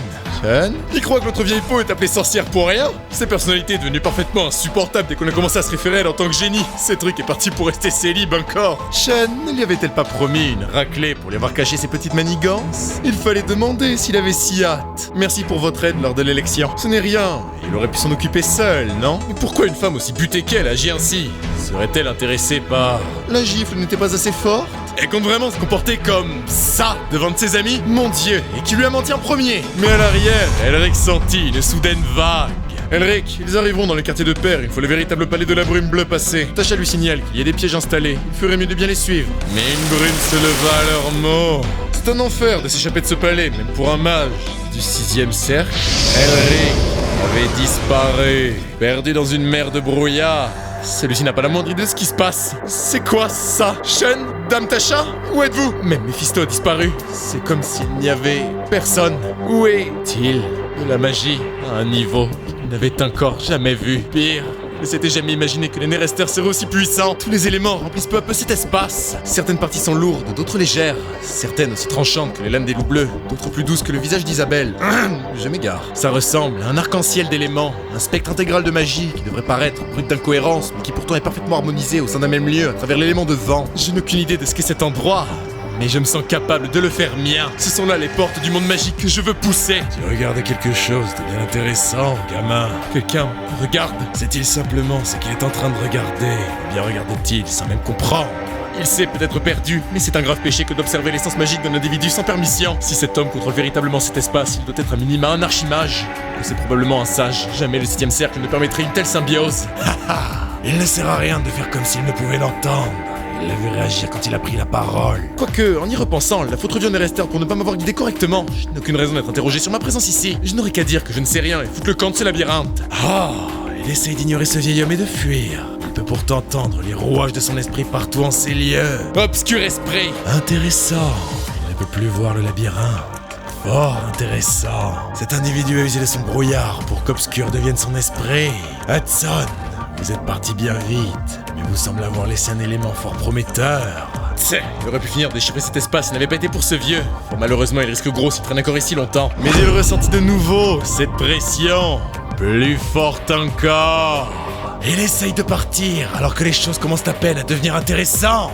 Puisqu'il convoite quelque chose qui n'est sien, ne devrait-il pas en payer le prix? Tasha, on fait quoi? Il faut faire venir père. Que diable s'est-il passé? Le seigneur de la famille Nerester, Guy Nerester, venait d'arriver. Sean, Tasha. Père, non, monseigneur. Ne l'ont-ils pas guidé correctement? Il a disparu avant même qu'il ne passe l'entrée du palais. Il a disparu sans entrée. Le ministre ne doit pas y être pour rien. Il veut dire, la maladie de leur arrière-grand-oncle a encore dû s'aggraver. Ils ne peuvent rester là, rien faire. Elric est leur invité, venu officiellement en tant que seigneur Melvinger. Si quelque chose de dramatique se produit, t'es mignon quand tu paniques, Sean. Quoi? Et dire que c'est Elric qui arrive même à faire paniquer son cher petit frère, toujours si indifférent même du sort de sa famille. Le duc de l'étoile radieuse de cette terre. Oui, elle est encore plus curieuse. Il est lui aussi curieux. Autant Tasha que Sean restèrent muets devant la réaction de leur père. Oui, il est bien curieux de ce dont est capable le nouveau seigneur Melvinger. Le véritable palais de la brume bleue est le résultat d'une vie de recherche. Mais non seulement ce meuble déchiffré, il a aussi détruit le cercle magique lequel il a réutilisé. Vous êtes parti bien vite, mais vous semblez avoir laissé un élément fort prometteur. Fils de Melvinger, libère-toi! Déchaîne-la devant mes yeux ouverts! Elric apparut là, perdu dans des montagnes improbables. Cette prestigieuse famille, dont le nom rime avec celui de la tour magique, sera mise à l'épreuve dès aujourd'hui. De Mephisto à Otto, en passant par ce type, pourquoi tous les vieux que je connais sont tous faux? Restez calme, je peux saisir ce qui se passe ici. Une mana de ces lieux, d'un seul attribut, c'est inexplicable. L'élément traditionnel de la famille Nerester est celui du vent. Teshak utilise des vents de flamme. En somme, ce n'est que du vent. Cet homme utilise l'attribut de vent pour donner forme à d'autres attributs qu'il ressent. Ce vent brûlant ne fait que porter cet attribut de feu. Cet ouragan éblouissant charrie seulement cet attribut de lumière. Cet tornade de givre ne fait qu'exalter cet attribut de glace. Ce vent puissant qui souffle à travers l'engrenage spirituel et cet espace, c'est peu à peu les mouvements du brouillard. Comment ces vieux peuvent contrôler aussi bien l'attribut de vent? Il doit être capable de créer un typhon à lui seul. Bien qu'il ne m'ait pas blessé, il m'a provoqué en premier. Je vais pas me gêner pour finir de déchiffrer cette magie. Il est aussi senti à la sainte. Toutes ces magies, à l'exception de la glace, sont faibles. Il appliquera cette méthode qu'il utilise pour transformer le flot de mana et le vent, cet endroit, vers son propre mana et sa magie de glace. S'il va plus loin encore et réarrange la circulation de mana qui fait la jonction entre le discours de l'âme et le sceau pour réduire les pertes naturelles de mana. Oui, l'expérience, l'enfer que j'ai vécu jusqu'à ce jour, c'était pour ce moment-là. C'est lui. Je vais pouvoir simuler tout le spectre d'attributs seulement à travers ma glace. Elric réduit son effort mental pour enfin pouvoir échapper au cauchemar de ces lieux. Un exploit qu'il réussit. Le sol s'effondra dans un torrent de brouillard alors que le cœur de dragon s'éveilla devant ce nouvel élément. De sa main droite et sa main gauche, son pouvoir équilibra celui qui puisse s'effondrer, dévoilant l'infini potentiel d'Elric. Elric venait de transcender les confins de l'imaginable. Et là, le son de cruauté révèle l'infâme potentiel dont il recèle. Un potentiel qui laissa sans voix autant Sean qu'un génie comme Tasha. Ça prend au moins 24 heures pour un mage du 6ème cercle de s'extirper du véritable palais de la brume bleue. Mais Mel a eu besoin de quasiment 5 heures. Et lui n'a eu besoin que 46 minutes. Pas seulement cela, mais le niveau de rendement du saut a évolué à 5 étoiles. Ce sort était puissant pour de l'impressionner même lui, mais il ne l'a pas seulement démoli, il se l'est approprié et a drastiquement progressé. Merveilleux. Il aurait lui-même dû faire le voyage lors de l'élection du directeur de l'académie. Il n'a appris qu'il y a peu que son blocage magique a été guéri. Alors il est déjà un mage du 6ème cercle. Ce 6ème cercle? Pour de vrai, Elric? Son record a été battu par l'ami de son frère. Mes excuses pour ne pas m'être présenté plus tôt. Je suis le seigneur Melvinger, Elric Melvinger. Guy se présente à son tour. Il est le seigneur Nerester, Guy Nerester. Il s'excuse pour ce qu'il a eu à subir. Il lui demande son pardon. Il le lui donne avec plaisir. Ça fut une expérience plutôt enrichissante pour lui. Guy le remercie. Sur ces mots, bien que la situation ne s'y prête guère, il lui souhaite la bienvenue en la demeure des Nerester. On y va, Elric. Sa mère, son petit frère et sa petite sœur l'attendent. Ces paroles effacèrent son sourire à Elric. La famille, hein. Père! Comment une jeune femme comme elle peut s'effondrer en larmes? Je suis si heureux de te revoir, Isabelle. Comment est-ce qu'elle l'a guéri? Même les plus grands médecins étaient impuissants. Sir Elric m'a aidé, sans lui. Elric Melvinger? Comme l'on peut en attendre de la plus prestigieuse famille du continent. Ouais, les Melvinger ont toujours été cette lumière, poison des ténèbres. Où va-t-il de sitôt? Il doit continuer de se reposer. Comment pourrait-il prioriser sa santé dans une telle situation? S'il existe un talent aussi brut, il doit le retrouver, mais s'il doit traverser le continent d'un bout à l'autre. Puisqu'il y a un enfant aussi pur, aussi juste en ce monde, aussi corrompu qu'impur, n'est-ce pas là une raison suffisante pour que j'y aille moi-même en personne? Le massacre de mes loups bleus, la fuite d'Isabelle, mon frère guéri, et la dernière insulte. Seul loup bleu revenu, annoncer la nouvelle qui impose en glace devant mes yeux, une fois sa parole libérée. Tout cela est le fruit de ce mage. Il doit avoir placé une malédiction sur son corps. Et qu'en est-il de mon frère? Il a pris le départ d'Akarmil, accompagné des aigles bleus. Il semble essayer de prendre contact avec Elric Melvinger, actuellement résident au domicile des Nerester. Les aigles bleus, il n'est pas venu m'attaquer directement, mais a pourtant fait appel à ses frères d'armes. Le lion bleu a nécessairement été grandement affaibli. Hilton, tu as pour ordre de tuer ce dernier dès qu'il quitte la demeure des Nerester. Qu'il n'oublie pas que la seule raison quant à pourquoi il ne l'a pas encore tué est grâce à cette irritante petite ruse dont il dispose. Il gardera ces mots à l'esprit. Elric, le test passé avec brio pouvait désormais fièrement pénétrer au sein de la demeure des Nerester. Ce fou de Guy Nerester, cet homme est-il seulement humain? Comment ça? Sous-entend que c'est un démon? Non, bien sûr que non. Mais s'il est un homme, normal en apparence, qui n'est pas un Melvinger, comment a-t-il pu atteindre un tel niveau? Pour être aussi puissant, eux ont toujours eu recours à des êtres transcendant les limites de l'humanité. Il lui a fait peur sur le coup. Il croit que les humains n'ont rien fait depuis son temps en l'heure. Que ce soit les autres maîtres de l'hexagramme, les grands lions, le bureau d'inspection de la famille impériale, l'armée révolutionnaire, les hommes bestiaux, l'alliance protestante, et il en passe. Tous sont à peu près ce niveau. Pourquoi penser nécessairement que cet être doit elle aussi être infesté de monstres ou autre, que l'humanité doit être faible? Il voit bien que cette dernière s'est sortie de ses peines. Est-il en train de sous-entendre qu'il n'y a pas que le lion d'or comme plus puissant du continent, mais qu'ils sont aussi nombreux à être sur un pied plus ou moins égal de puissance? Il semble qu'il y avait bel et bien un sens à son retour en cette période précisément. Les lois de la nature qui faisaient s'entre-déchirer des races, des espèces pour devenir le roi, le chaos et l'hostilité qui en résultait, et la joie qui vient en écrasant tous ces êtres pour rester le seul victorieux. Lui, Méphistophélès, fera tout son possible pour que lui, Elric, soit poussé dans ses limites absolues afin qu'il puisse récupérer ses pouvoirs. Oh, Elric, t'écoutes au moins? Guichon et Tasha pénétrèrent en la salle à manger, retrouvant mères et enfants, attendant. Maman, cet idiot a fait tomber ses couverts parce qu'il regarde Elric. Quoi? Idiot? Comment elle peut appeler son grand frère d'idiot devant Elric? Par pitié, taisez-vous. La maîtresse de maison reprend sa jeune fille et lui demande pourquoi elle fait tant de bruit devant l'héros de la sainte qu'elle aime tant. Ne lui a-t-elle pas dit que les enfants sages doivent rester silencieux à table? Elle l'a dit, oui, elle va être sage. Lui aussi, il est sage. Pourquoi il ne fait que l'imiter? Tu veux te faire gronder, Elric? Maman, cette idiote de serre n'arrête pas de vouloir le frapper. Ne leur a-t-elle jamais dit de ne pas se disputer à table? Les enfants sont comme ça, chérie. Elle sera la première à qui il donnera une leçon quand il sera un archimage. Elric, sois bien sûr de lire les 100 états d'esprit qu'un mage doit posséder aujourd'hui. Mais non, il voulait jouer avec papa aujourd'hui. Ice, tu t'occuperas bien d'Elric aujourd'hui. Mère! Les yeux d'Elric se trouvaient lourds. Est-ce que la nourriture ne lui plaît pas? Non, au contraire, cela faisait fort longtemps qu'il n'eût aussi bien mangé. Elle est soulagée d'entendre ça. Elle avait peur que leur hospitalité n'eût pas été au niveau compte tenu de cette expression très solennelle qu'il arborait. Oh non, loin de là. Un repas partagé à plusieurs est un trésor qui se doit d'être chéri. Les lueurs du soleil se faisaient plus dorées. Pas autant encore que le thé vermillon, sa vieux 4 mages, prêt à parler à faire. Guy, droit au but, demande à Elric s'il souhaite vraiment leur céder les droits d'excavation du nid. Oui, il s'est grandement endetté auprès de son fils, Sean. Et bien qu'ils sont amis, qu'il sait pouvoir compter sur lui sans qu'il n'attende quoi que ce soit en retour, c'est, selon lui, la chose à faire. Elric, désolé, n'éprouve-t-il pas du ressenti à son égard? Tasha lui demande d'où il sort cela. Sean, lui, se doutait que les choses allaient déraper. La chute des Melvinger. Cela n'était pas possible pour qu'une famille, forte d'un millénaire de contes tous aussi héroïques les uns que les autres, ne tombe ainsi. D'autant plus une famille qui forma le front victorieux, radieux, de la victoire de l'Empire contre les démons. Elle ne pouvait tomber en une nuit, ce n'était pas possible. L'ostracisation par la famille impériale, les manœuvres politiques de l'hexagramme, la trahison des hommes en lesquels ils croyaient, cette chute se fit sous l'égide de cette chose merveilleuse qu'on appelle la politique. Il me demande si j'ai en moi du ressentiment. Aucunement. Tout le monde a ses circonstances, ses problèmes, ses difficultés, ses objectifs. La famille Nerester n'a pas contribué à la chute de la sienne. Pas plus qu'une autre, en tout cas. Au contraire, il est plus que probable qu'ils auraient aidé s'il en avait été possible. Ce n'était pas possible.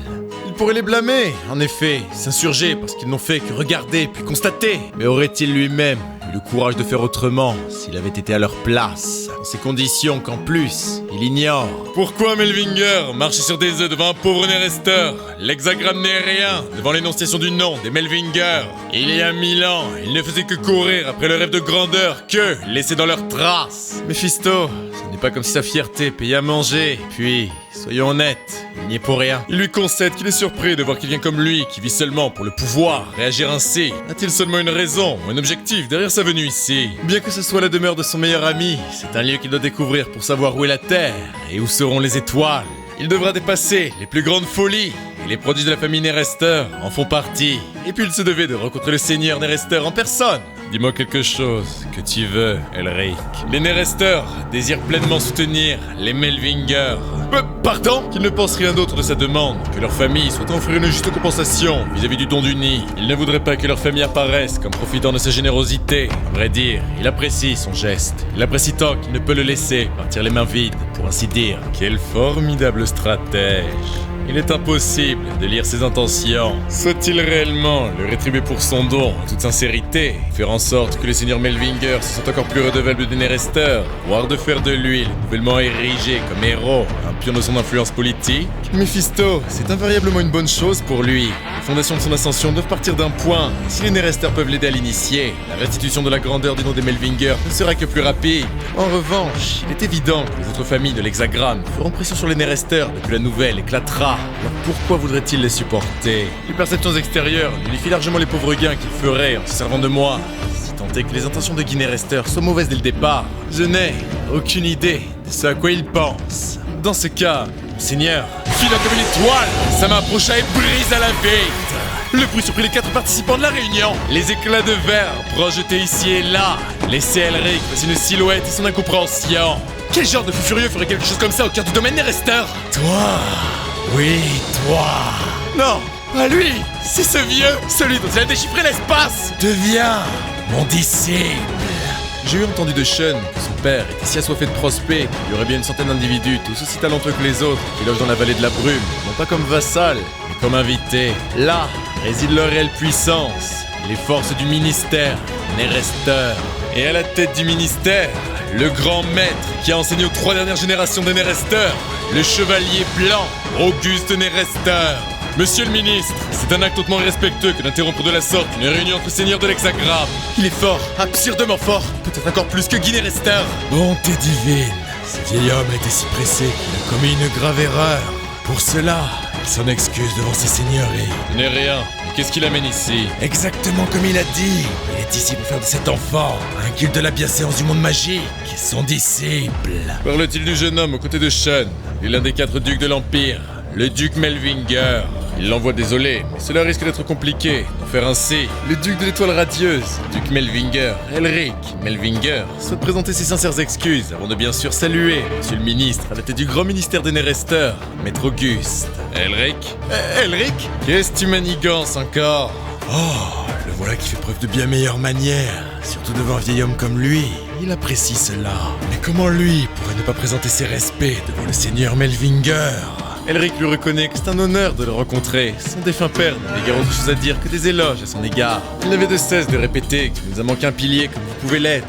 Peut-être que nous ne serions pas tombés avec une telle figure. Qui sait? Son père n'avait pourtant pas de relations avec lui. Elric doit lui avouer que sa renommée dépasse de loin les confins de la vallée de la brume. Mais c'est que ce jeune homme a déjà la langue bien fourchue. La politique sourit aux rusés. N'oubliez pas. Et n'est-ce pas là pourquoi il veut faire de lui son disciple? Il prendra ses paroles comme un compliment, cela dit. Il est bien sournois. Puisqu'il sait qui il est, cela simplifiera les choses. Va-t-il devenir son disciple? Voyons comment le seigneur Melvinger pourrait devenir le disciple du grand maître de la famille Nerester. Mais c'est surtout une offre qu'il ne mérite aucunement. Alors, comme il aimerait se plier aux bonnes politesses, il apprécierait qu'il se rétracte. N'a-t-il pourtant pas déjà tiré une leçon plus encore du labyrinthe de la brume bleue? Il a simplement, comme il dit, tiré leçon de sa sortie de l'espace. Tout cela est plus coïncidence que venant d'une volonté propre. Après avoir dérobé sa magie sans permission. N'est-il pourtant pas celui qui s'en est pris à lui le premier, monsieur le ministre? Alors, s'il vous plaît... Ah! Silence! Auguste déploie une force incroyable. Il ne tolérera ni insolence ni refus. Cette vision était d'une pureté inouïe. Le ciel de la nuit? Non, il est bien trop rayonnant. Profitant de la stupeur d'Elric, le ministre a d'un coup sec droit sur sa nuque. Un sort de téléportation? Non, ce n'est qu'un simple mouvement, mais ce n'est pas la vitesse qu'un mage peut espérer pouvoir posséder. Alors que le ministre rattrape là les seigneurs Melvinger évanouis, tous de chez nos gardes familiaux demeuraient là, impuissants car effarés. Il est à lui! Auguste est parti aussi vite qu'il venu, ne laissant qu'un silence de sidération avec les résidus platinés de son mana. Tasha demande à Hurlochen ce qu'il fabrique. Son ami a été kidnappé, il ne fait rien.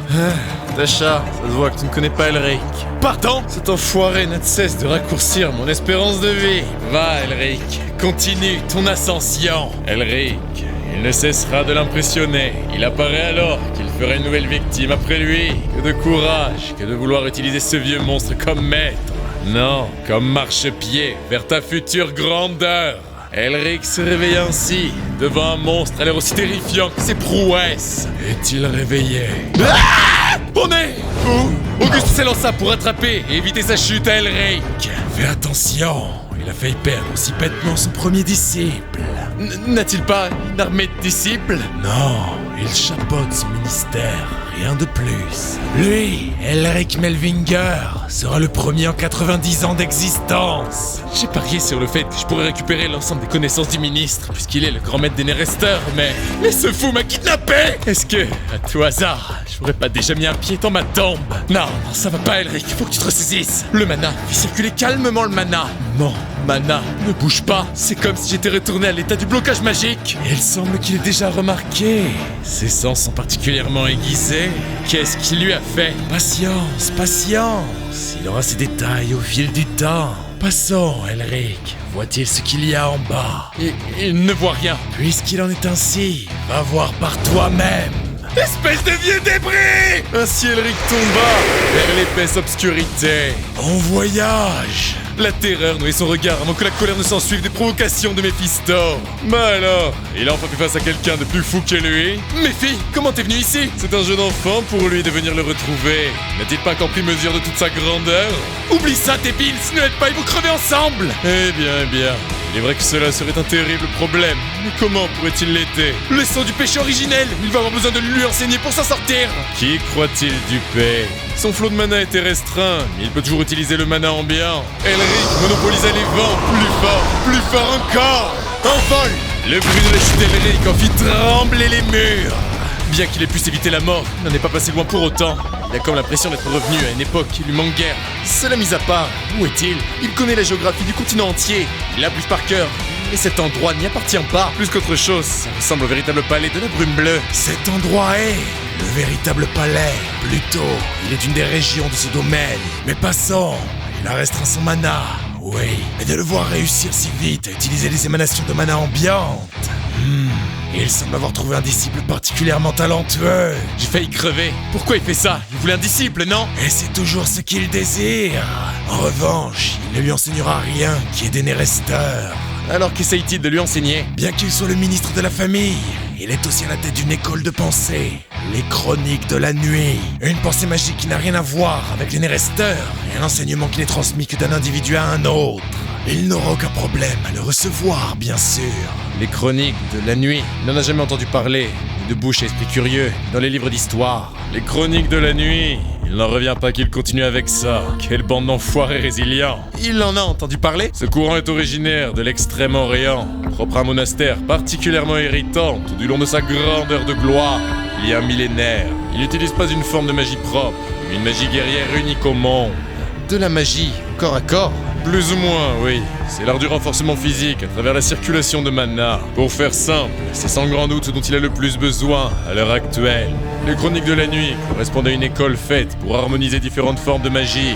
On pour démêler tout ce mana qu'il a en lui. Il a toujours été perplexe quant à quoi faire de ces manas qui refusent de coexister en symbiose en lui. Mais n'est-ce pas là le jackpot? Il peut recevoir un enseignement unique, quelque chose dont il ne pouvait même rêver sans souffrir des chaînes des Nerester. Il n'existe pas de meilleure opportunité. Dans ce cas, l'ancien va-t-il lui enseigner la magie guerrière des chroniques de la nuit? Il connaît le renseignement et il ne cesse de le surprendre. Puisqu'il en est ainsi, il n'y a plus de raison de perdre davantage de temps. Alors commençons. Il se trouve dans l'habitat de dangereux fauves, les sinistres.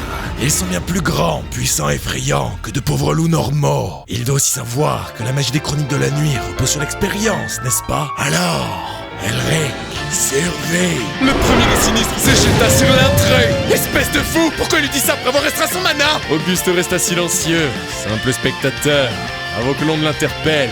Lui, le patron. C'est ce qu'il a cru comprendre. Il est qu'un novice maîtrisant la magie depuis 6 mois au plus. Pourtant, il est là, en bas. Sache que tu as raison. Les novices, l'expérience n'est pas en talent. Merci aussi de lui permettre d'utiliser sa meute de sinistres. C'est un problème s'il prenne goût à l'homme, son disciple. Il ne s'en sortira pas vivant. Regarde donc. Elric, proie à la colère, massacra l'une des maudites bêtes. Ne lui a-t-il pas dit qu'il est différent? Ce jeune homme réussira le passage de flambeau. Il le sait et l'accomplira. L'antique souhait des chroniques de la nuit. Celui qu'il chérisse depuis plus d'un millénaire. Mais il lui manque encore l'étincelle. Il devra gravir les mêmes marches que l'homme qui a fondé l'armée révolutionnaire. L'armée révolutionnaire. Même le bureau de l'Empire n'a pas été capable de recenser tous leurs membres, cerner tout leur réseau. Le maréchal de l'armée tire des ficelles aussi minces qu'elles sont nombreuses, solides et discrètes.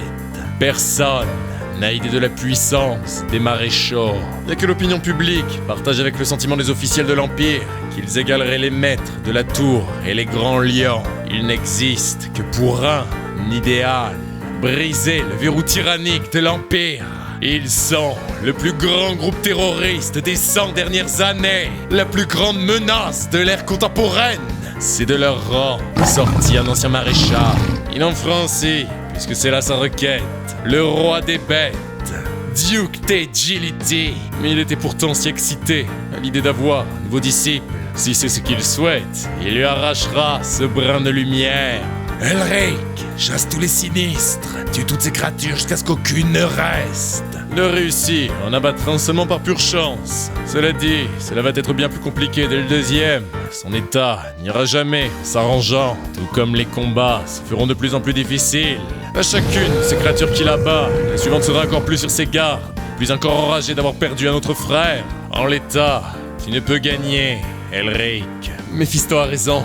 Il ne peut concentrer le mana ambiant qu'encore une, peut-être 2 fois. Ça veut dire que le vieux taré a confiance qu'il puisse trouver autre chose, quelque chose pour vaincre. Il n'a jamais autant manqué la magie d'armement qu'il utilisait dans les montagnes de glace. S'il avait su, il n'aurait pas traîné son entraînement physique. Attends, de l'entraînement physique? Les arts de renforcement corporel du roi des bêtes, il faisait des études à ce sujet. N'aurait-il pas juste à imiter ça? Cet art qui est supposément transmis à travers la descendance du roi des bêtes, le crescendo bestial. Une technique de combat qui fait des os de l'acier et des muscles ceux d'une armée. Et dans le livre enseigne comment l'utiliser, comment se battre avec. Voilà ce que le roi des bêtes lui-même a dit. Le corps est une représentation du monde, créé des mains de Dieu. Comme les fleuves traversent les contrées, comme les arbres inspirent et expirent, le mana circule dans le corps, ces derniers relâchant autant qu'il s'imprègne des vents de mana de la terre. Le corps change et s'adapte au lieu et où se trouve l'esprit de son hôte. Le monde aussi, lui aussi vit différemment selon ce qu'il doit supporter et affronter. Mais à partir d'un degré d'adaptation, émerge une infinité de subconsciences, celles qui permettent de vivre indépendamment des singularités. La mémoire magico-musculaire, la vie par l'expérience. Voilà comment vit le corps. Ne rien anticiper, juste voir le monde comme il est. De l'instinct et de l'intuition. Voilà tout ce qu'il faut. Le crépuscule bestial se situe à leur carrefour. Et c'est pour cela qu'il n'a aucun plan, aucune stratégie, ni même de raison. Il se contente de clamer en son fort intérieur que son choix est le bon. Voilà ce qu'est la technique du roi des bêtes. Méphisto pouvait en trembler. Malade a perdu la raison. Comment fait-il? Comment fait-il pour croire pouvoir combattre comme un homme bestial? Non, ou même cela, comment parvient-il? Le second sinistre tomba. Elric, épuisé, n'avait que péniblement survécu, exactement comme Auguste s'y attendait. Il n'en espérait pas moins de lui. Ça en fait 2, Elric. Il semble semble qu'il va devoir augmenter la difficulté, non? Mais puisqu'il a travaillé dur, il lui donnera un indice. Il devrait voir quelques fleurs sur les parois ombrées du ravin. Qu'il s'en serve à bon escient. Ce vieillard est lui aussi complètement fou. Voir son disciple, à ne pas dire rester l'excite. Lui, devant tout ça, est écœuré. Oh, mes filles, n'est pas dans le même panique, ce malade. Bon Dieu, le demander de se crever, c'est ça. Alors voyons, qui s'en sortira vainqueur? Les sinistres s'élancèrent, filant la rage au ventre, comme depuis les 10 derniers jours. Alors voilà, c'est dont le vieux lui parlait. Oui, mais toujours aucune idée de pourquoi il y en a autant ici. Tu disais que ça s'appelle la fleur de résurrection, une espèce que l'on ne trouve normalement que dans un domaine démoniaque. Qu'importe, mes filles, l'important c'est que ces fleurs soient chargées de mana. Depuis 10 jours, il tient. Son mana tient, sa force tient. Pour les humains, ce n'est rien de plus qu'une plante utilisée à but médical. Cela dit, il lui est capable d'absorber le mana qu'elle contienne, puisqu'il possède le sceau de cruauté. Mieux encore, il devrait lui permettre d'accroître le niveau de rendement de son sort. Ça voudrait dire que le vieux n'est pas totalement ignorant quant à sa situation. En effet, cependant, cela reste un mystère quant à pourquoi ou comment il y en a ici. La seule explication voudrait que cet endroit soit connecté à un domaine démoniaque, d'une manière ou d'une autre. Ouais, il n'existe vraiment pas de meilleure opportunité. Il est toujours remonté qu'il l'ait jeté dans un puits de danger sans préavis. Et grâce à lui, il a pu autant monter le taux de rendement de son sceau que sa propre tolérance au mana. Mieux encore, les secrets du roi des bêtes ne paraissent plus si secrets. Continuant son périple à travers la faille, Elric arriva. Il semble que la farce soit terminée. Est-il le dernier? Ah, tout cela promet d'être infiniment plus intéressant. Le vieux avait raison. À chaque seconde qui passe, il ne cesse d'excéder ses attentes. Il a entendu du patron qu'il était le prime de l'Académie Hunsod. Il lui avouera que jamais il ne s'attendait à ce qu'il leur montre une telle progression. Son choix est fait. S'il arrive à vaincre ces derniers braves sinistres, il fera de lui son disciple. L'homme n'avait eu le temps que de sauter de sa monture, de s'avancer vers Elric et de lui prononcer quelques mots avant que le puissant d'explosion retentit derrière. Il sait à quel point il a eu du mal à trouver cet enfant et pourtant il essaye de le lui dérober. Qu'est-ce que c'est que ce bordel? Parce qu'il croit que ça a été simple d'élever tous les sinistres qu'il a massacrés parce qu'il en a ordonné ainsi? Méphisto constate que ça va. Il est loin d'être si acariâtre que ça en fait. Ouais, tu t'en sors bien. Et me demander mon avis, c'est trop? Désolé, il s'est laissé emporter devant un prospect aussi merveilleux que lui. Mais bref, il doit avoir une vague idée de qui il est, vu que son visage est placardé dans les 4 coins de l'Empire. Alors, ça lui dirait de devenir le disciple du roi des bêtes? Non? Hein? Il est peut-être aussi branque qu'excentrique, acariâtre et irritant. Mais pour l'heure, il est le disciple d'Auguste Nerester. Elric! Il est fou. Il ne peut devenir son disciple. Il lui enseignera l'œil du mirage, l'art qui octroie à un homme le libre contrôle des bêtes.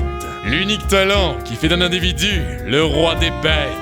Oh, c'est que d'avoir un seul maître, c'est, disons, une norme sociale. Si l'on peut se permettre d'être un minimum familier entre nous, là, ça me dérange pas d'avoir 2 maîtres. Voilà, là, ils parlent la même langue. Auguste se devait de retenir sa colère comme il pouvait. Face à un Méphisto affreusement blasé, tout à fait prêt à voir Elric faire honte au semblant d'honneur qu'il pouvait lui rester. Du coup, Lady Mirage. Non. Ne lui a pas-t-il dit plus tôt? Il lui reste un dernier sinistre à tomber. Arrivé au paroxysme du contrôle de mana est crucial pour quiconque désire posséder l'œil du mirage. En l'occurrence, les enseignements des chroniques de la nuit lui seront nécessaires pour pouvoir prétendre à son héritage. Il n'a pu tenir jusqu'alors que grâce aux fleurs de résurrection. Et pour cette dernière marche, il ne pourra se reposer que sur la magie guerrière. Sa phrase à peine finie, qu'Elric fila comme un météore. Et de cet impact, voilà que le sinistre partit lui aussi comme un météore. Duke n'en revient pas, là où Auguste exalte. Le familier du roi des bêtes salue le sinistre, là où Méphisto soupire. Évidemment que ça allait se finir comme ça. Bon, on peut commencer? Ouais. Mais surtout, Auguste s'avança. Celui qui s'est repu de ses souffrances a décidé d'enfin faire front à sa créature. Est-il satisfait? Le regard droit, aussi fier que déterminé d'Elric, défie Auguste, silencieux. Bon travail. Il semble qu'il peut enfin lui enseigner les chroniques de la nuit. Les fleurs de résurrection baignaient là, dans la lumière chaude du soleil tombant. Marchant à travers ces champs, perdus au fond d'un labyrinthe de failles, enfin ils arrivèrent. Où sommes-nous? Au sanctuaire des chroniques de la nuit. Le sanctuaire? Des émanations, aussi lugubres que sombres, s'en échappent. N'est-ce pas là de l'énergie démoniaque? Pourquoi y a-t-il de l'énergie démoniaque ici? Ce serait un domaine démoniaque? Mais n'est-ce pas là le territoire que seul un roi démon peut créer? C'est cela. Il y a ainsi plus de raison d'être surpris de la présence de fleurs de résurrection. Est-ce là son domaine? Pourtant, il n'était censé opérer qu'en Extrême-Orient. Le sens-tu? Il est sûr qu'un descendant des Melvinger, les dévoreurs de démons, doit le percevoir. Oui, il le sent. Mais pourquoi est-ce qu'un domaine démoniaque serait le sanctuaire des chroniques de la nuit? Il doit peut-être le savoir, mais les chroniques ont traversé les montagnes et les lacs, les fleuves et les forêts, jusqu'à eux. C'est de l'architecture orientale et la langue de l'Orient? Le fondateur des chroniques de la nuit était à l'origine un alchimiste étudiant la botanique en Orient. Un jour, cet homme perdit sa femme et sa fille des griffes d'un certain roi démon. Le malheureux perdit la raison et fit tout pour faire tomber cet être maléfique de son trône de sang et de chair. Seule la vengeance subsistait. Parce que le roi démon était puissant, l'homme dut revoir ses plans. Finalement, il savait, il ne pouvait le vaincre, pas avec ses connaissances, pas même en accroissant ce pouvoir qui était sien. Il lui fallait autre chose, cela devait être grandiose. Il a ainsi combiné les connaissances de l'Est qu'il découvrit à celles de l'Ouest qu'il connaissait, mais pas que. Il alla jusqu'à renier son humanité et incorpora le pouvoir des démons. Il n'y a lieu pour la discrimination quand il faut répondre à vengeance. Mais alors, est-ce là la rancune de cet homme qui a survécu à un millénaire à ce sanctuaire? Exactement. Il échoua. Il ne put vaincre ce roi démon. Mais il a juré qu'il tombera. Alors il a transmis le flambeau de sa vengeance. Mais puisqu'il l'a pris comme disciple, cela veut dire que cette quête n'est pas encore... Si, cette vengeance est morte. Morte? Mais qui a pu? N'est-ce pas évident? C'est moi. Il n'est peut-être pas de la même origine que lui, mais il n'en reste pas moins immensément puissant. Pour être honnête, il ne parvient pas à croire que cet homme, Auguste Nerester, ait pu le faire prisonnier. Si même Méphir connaît la puissance de ce roi démon, à quel point le vieux est fort. Ce n'est, pour être honnête, pas quelque chose dont il devrait se vanter devant son disciple. Mais la bataille était si tendue, si prenant tant de variables, de difficultés, des deux côtés, qu'un vainqueur ne put être désigné. Alors, comme leur fondateur, il a ainsi fait naître un nouvel objectif. Le nom du vainqueur ne résonnera que lorsqu'un fier mage, digne d'être son disciple, se présentera à lui. Mon cher disciple, à toi de trancher. Qui, du roi démon de son infâme férocité, ou de ce vieil homme et de ses enseignements, sera porté au triomphe? Lui demande de combattre cette horreur. Précisément. Quoique pour être exact, il lui demande de combattre son sceau. Fils de Melvinger, s'il y a bien quelqu'un pour la mission, ce n'est personne d'autre que lui, n'est-ce pas? Méphisto compris, Elric. Comment sait-il? Mais il n'y a pas de raison de s'inquiéter. Un maître ne révélera jamais les secrets de son élève. Elric restait pourtant sur ses gardes. Méphisto, lui, attendait de voir où le vieil homme voulait en venir. Puisqu'un disciple doit avoir confiance en son maître, autant que celui-ci doit en avoir à son égard, qu'il jette un œil à cela. Patron, c'est... Chaque mage dispose d'une technique secrète dont ils ne peuvent parler, et il n'en fait pas exception. Dans le cas de ce vieil homme, il a un bras d'elfe noir. Les elfes noirs. Contrairement aux elfes qui vivent dans la forêt de lumière, ceux-ci vivaient dans de sombres souterrains et étaient les fidèles des démons. Être à l'imparfait, oppressé jusqu'à fusiller, décapité, noyé, brûlé, massacré par les forces de l'Empire qui les a considérés comme démons. Il doit savoir que la transplantation interraciale, prohibée par les horreurs propres à la magie noire, est prohibée par l'Empire, non? Encore plus si c'est là une transplantation démoniaque. À l'exception de Duke ici présent, personne dans le monde entier n'en a connaissance, pas même les derniers seigneurs ni resteurs. Maintenant qu'ils connaissent les secrets de chacun, se sent-il plus confortable? Il a compris, pour lui, quand il était évanoui, alors qu'il cherchait à comprendre les raisons de la guérison de son blocage magique. Il n'avait aucune autre intention que celle-ci pour pouvoir mieux enseigner. Pour cela, il s'en excuse. Cependant, et puisqu'il sait qu'il peut absorber et activer les sorts de démons, il ne pouvait se permettre de le laisser partir, pas tant qu'un poids sera mis à ce cycle infernal. Ce n'était là que la cupidité d'un vieil homme, mais fatalement, le choix lui appartient. De la cupidité, ce n'est peut-être que de la cupidité pour sa propre gratification vis-à-vis de quelque chose qui est déjà aux mains du passé. Être cupide est un péché, mais aspirer à quelque chose, avoir un objectif, avoir un rêve, est-ce là un péché? Non, peut-être que ces méthodes sont questionnables, c'est vrai, mais personnellement, pourrait-il tourner les talons devant quelqu'un qui fait tout son possible pour faire de son rêve réalité? Elric, les mains jointes, s'incline devant Auguste. Moi, Seigneur Melvinger, Elric Melvinger, paie mes respects l'héritier des chroniques de la nuit, Sieur Auguste Nerester. Je les paie comme son humble disciple. Merci, mon disciple. Il doit absorber le sceau du roi démon. Quel est son nom? Il ne le sait pas pour sûr lui-même, Mais à travers les villages qui florissent depuis un millénaire entre l'Est et l'Ouest, il fut nommé de bien différents noms. Cependant, les héritiers des chroniques de la nuit lui en ont attribué un à Amarok. Ce premier pas, serein, arrache un sourire, lui aussi serein, au maître. Il va dévorer ce sceau. Amarok est un roi démon dont même Méphisto a reconnu la puissance. S'il peut absorber un tel sceau, il atteindra un niveau de puissance dont il n'aurait jamais pu rêver de voir aussitôt. Il en rêve, oui. Mais... Méphi, comment on absorbe un sceau? C'est une blague! Comment il ne peut le savoir? Cela dit, il peut lui dire qu'il ne sait pas, alors qu'il demande aussi désespérément que déterminé. Méphi, il a bien dit que les démons deviennent plus puissants en dévorant les sceaux de leurs congénères. Comment faites-vous? A-t-il appris à manger avant d'avoir faim? Dévorer un sceau revient à manger pour eux. Comment pourrait-il lui enseigner quelque chose qui est inhérent à leur race? C'est mauvais, le pendentif ne réagit pas. Pour ce qui est du saut de cruauté, ça s'est fait comme ça, grâce à l'épreuve d'auto. Une minute, serait-ce possible que... Absorption! Amarok réagit au discours de l'âme d'Elric et rugit plus fort encore! La pièce est bien baignée dans le mana démoniaque, soulignant le contraste entre Duke et Auguste.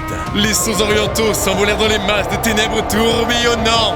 Elric venait de réveiller la plus terrifiante créature de l'extrême-orient. C'est sur quoi il a mis l'accent lors de son entraînement n'est pas que la magie guerrière, l'accroissement de sa propre puissance ou celle du sort. Tout ça n'est qu'anecdote. Toutes les formes de mana qui circulent en lui sont enfin harmonisées en son fort intérieur.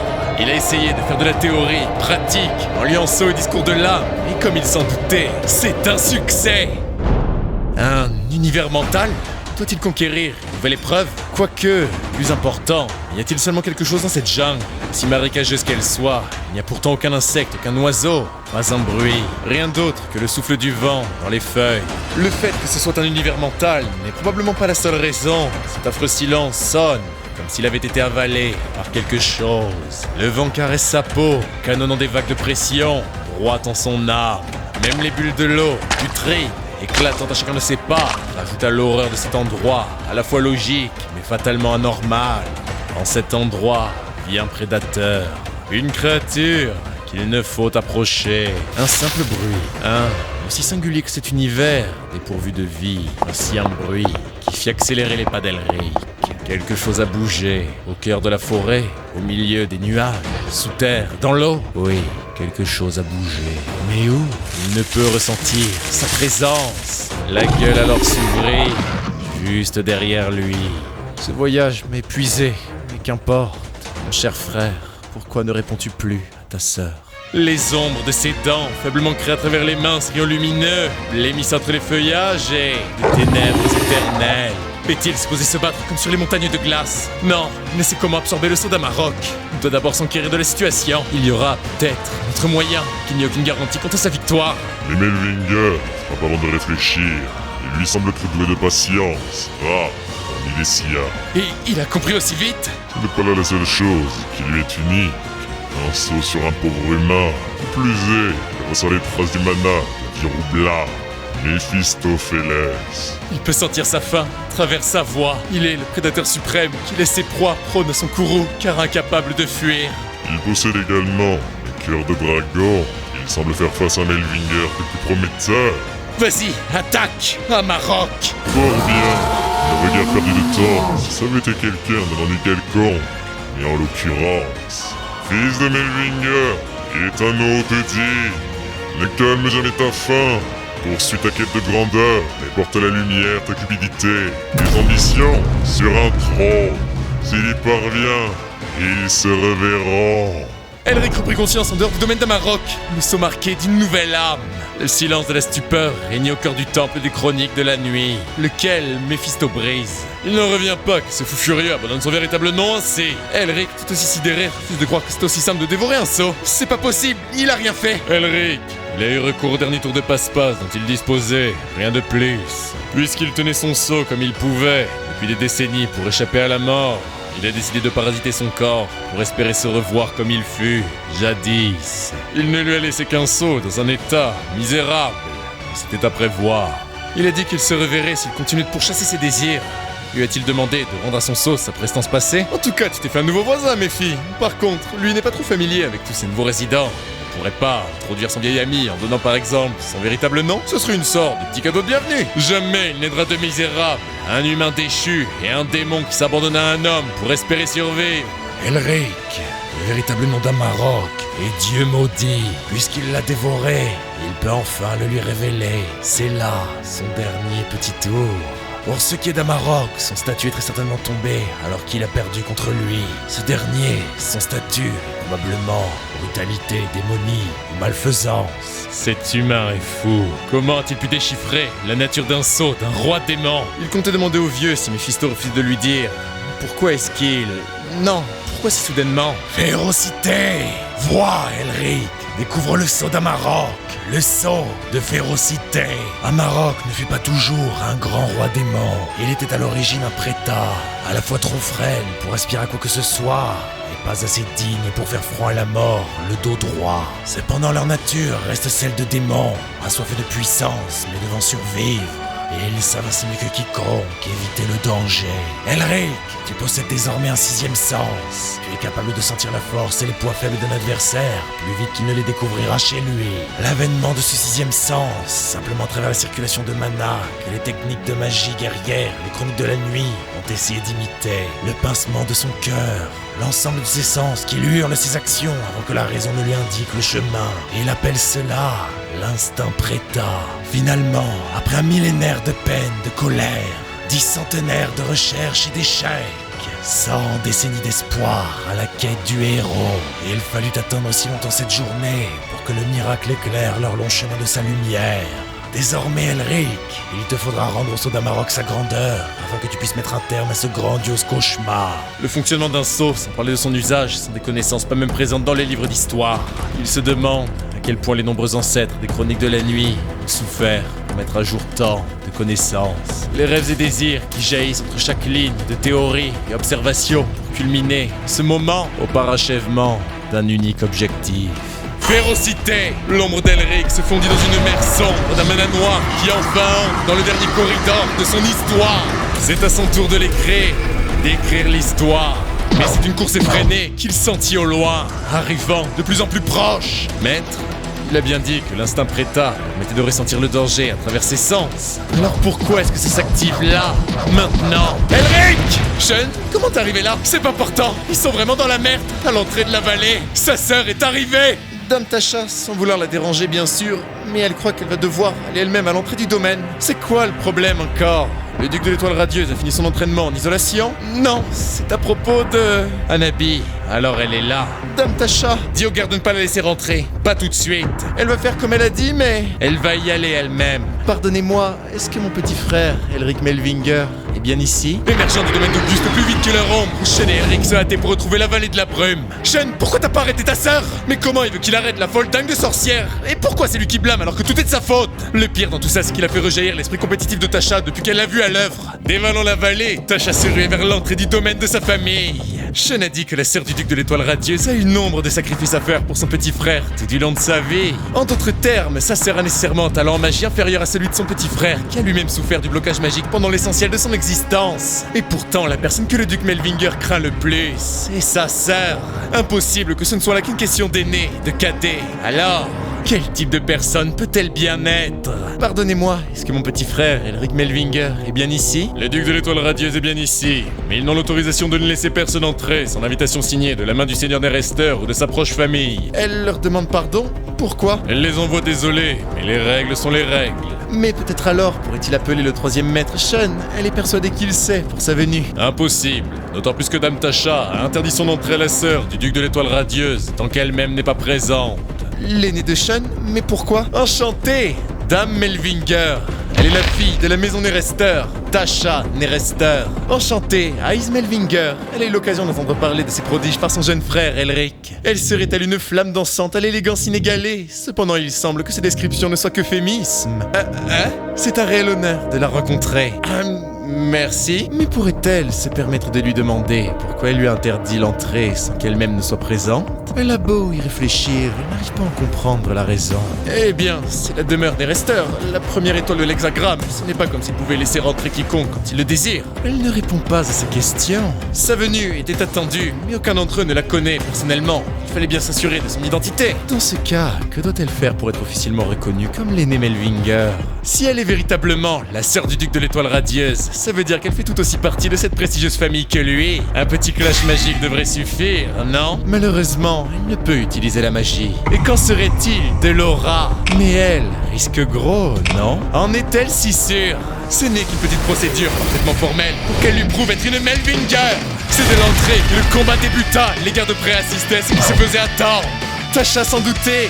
Elle est sûre d'être à l'aise avec ce marteau. Dame Rester, vous déjà joué à Trap-Trap, petit? Ice s'élança à une vitesse dépassant l'entendement, mais Tasha se devait d'y faire front. Cela fait bien longtemps, mais elle y a eu joué avec Sean quand ils étaient petits. Bourrasque enflammée, mais elle doit lui avouer qu'elle n'a jamais perdu contre lui.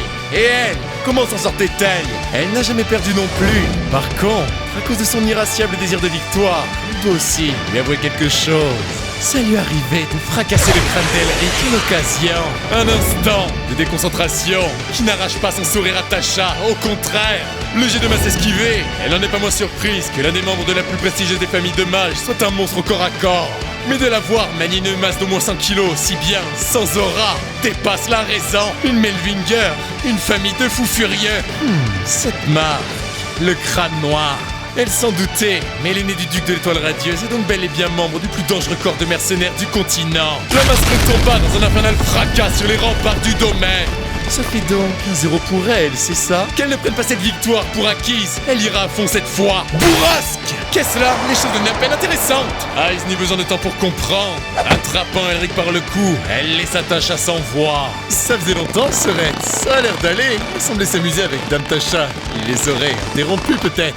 Elric, ils doivent avoir une petite discussion. Elle s'excuse, mais d'après ses informateurs, tout est comme sous un verrou à son sujet. Bon, de toute façon, elle n'en attendait pas bien plus de toute manière. Le Crâne Noir est l'organisation de mercenaires la plus dangereuse du continent, et il va sans dire qu'ils tiennent leurs affaires bien à l'écart des oreilles curieuses. Ils ont autant d'ennemis qu'ils ont accompli de missions. C'est à prévoir qu'il sera impossible de confirmer de quelconque lien. Eh bien, dans ce cas, elle va profiter de cette occasion pour se faire une amie de son âge. C'est déjà bien assez difficile de rencontrer un membre du Crâne Noir, puisqu'ils n'ont aucun lien connu, mis à part avec le Lion Gris et sa famille. Les conclusions de leur enquête tournent vers le fait qu'Ace Melvinger serait dans leur rang. Et ça suffit comme raison pour s'assurer que la famille Nerester entretienne de bonnes relations avec la famille Melvinger. D'autant plus qu'eux n'ont absolument rien à perdre. Elric alla s'opposer à la furie de sa sœur, devait faire front à la masse. Il semble être devenu plutôt bon avec toute cette popularité. Il peut même utiliser la magie désormais. Mais surtout, il a appris à se rebeller. Ice! Si ça n'était pas pour l'Instapreta, il ne s'en serait pas sorti indemne. Elle est comme ça depuis qu'ils sont gosses. Et qui causait des problèmes, elle essayait de lui briser les jambes.